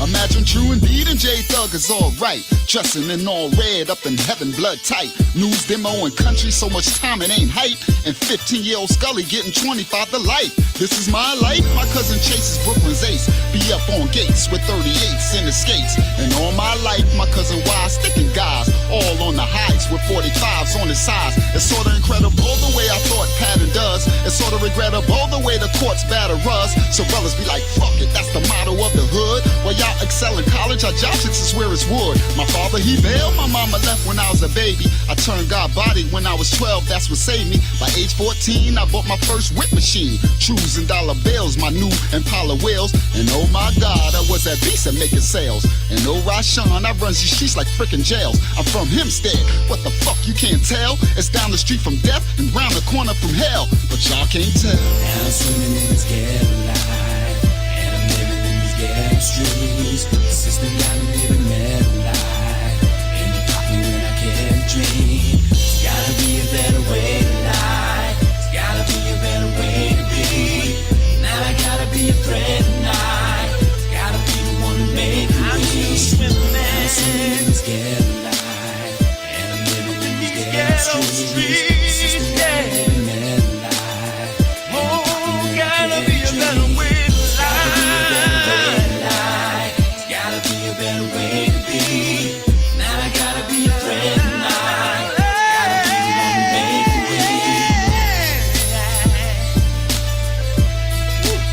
Yeah. Gotta be a better way to life. System got me living mad lives. Fact. It's the Hempstead thing all day, every day. Shout out to Lex Luger, Joey Mecca. Shout out to my hood, Hempstead Strong Line. Shout out to the ministry, the Shiach Assembly Ministry, and everybody. I'll stop that. I thank y'all.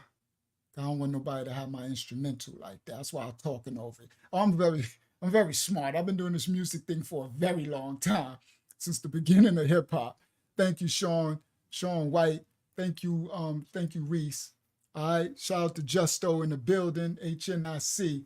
All right. So thank you guys. So yeah. So I got a lot. I got albums for all of those years that I'm talking about. I got albums for it. And that whole album is crazy. So yeah, I talked over the instrumental because I don't want nobody to have our instrumental. And those are all original tracks. Right? We made the track and beat and everything. Right? So I thank y'all all for joining me tonight on this story, Buck Story, Uncle YAHSHUAH 25 to Life Testimony TV. Hopefully you guys enjoyed yourself tonight. This Sean White, I'm not sure which Sean White that is, because I got another Sean White that's over on the other Facebook, but I'm not sure which one. I wish I knew which one that was. But either way, shout out to Sean White in the building. All right, so I love you all. Thank you guys for joining me. I'll see y'all guys. For those I might see tomorrow it's going to be a very important lesson tomorrow about us, our ancestry. Okay, this part I'm going to end with this. I'm going to show tomorrow, and I show where they sent the slave ships. So when they killed King Charles II, the black kings in Europe, this was Oliver Cromwell. This is history. This is fact. I'm going to show y'all the receipts, the books, everything. They sent the noble monarchy, the line, the children, the people, the residents of Scotland, of Britain, of Welsh, of Ireland. These were blacks. And they sent them on slave ships to America and the Caribbean and to Africa. And I got the records. And they had those names. So a lot of us that thought we came from slave ship from Africa, we didn't. We came from Europe. And we were descendants of the kings. That's our land. That's why Jazz Dow Preston said he's in Germany now and he's in Lower Saxony. The Saxons were the rulers. Those were our people. That's our land. All of those lands are named after us, our people. We thought that a lot of us got the slave master name when we came here, when we actually got your name of your ancestors from there. Now later, before that, I could show you they migrated there from in 300 and 200 AD, 300 AD, right? I got all the books and everything, records. Some escaped, they went to there from the Assyrian captivity. Some escaped from the Egyptian captivity with the Pharaoh and them, how they got into Europe, into those lands. The Black Vikings. Do you understand? All right, so that's what's coming out. Hopefully I don't get my Facebook is like enough is enough. You ain't gonna be bringing this truth over here on Facebook. You gonna keep that crap on YouTube where they shadow ban you. But I'll do the best I can as long as I can. But I don't want to get it stopped. So if I gotta stop the ministry stuff over there on Facebook, I will, and I'll just do the 25 to life. It is what it is, right? You know, they don't like the truth. All right, I love you all. May go forth and be the light that you are in the darkness. And thank y'all. Thank you, New York. Thank you for coming in and make sure I ain't leave nobody at home on New York. I think I got everybody. Let me see. Yeah, I got everybody. All right, I love y'all all. Thank you, Mashiach Assembly Ministries, for holding me down as y'all always do. My ministry. All right, we out of here. See y'all tomorrow. And see y'all next week for those on the 25 to life. All right, another one down. Uncle YAHSHUAH, 25 to life, Testimony TV. Keep it functional. Y'all know the motto, love the Most High. Love, that's the heart. The Most High. I'm pointing my fingers up to the Most High. Y'all, that's what I'm doing. Love the Most High. Y'all, that's our motto. All right, we out.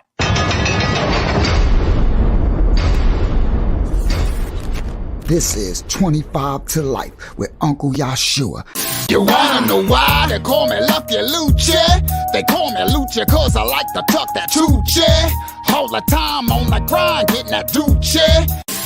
This is a little story on 25 to Life with Uncle YAHSHUAH. Like and subscribe for more incredible stories every week.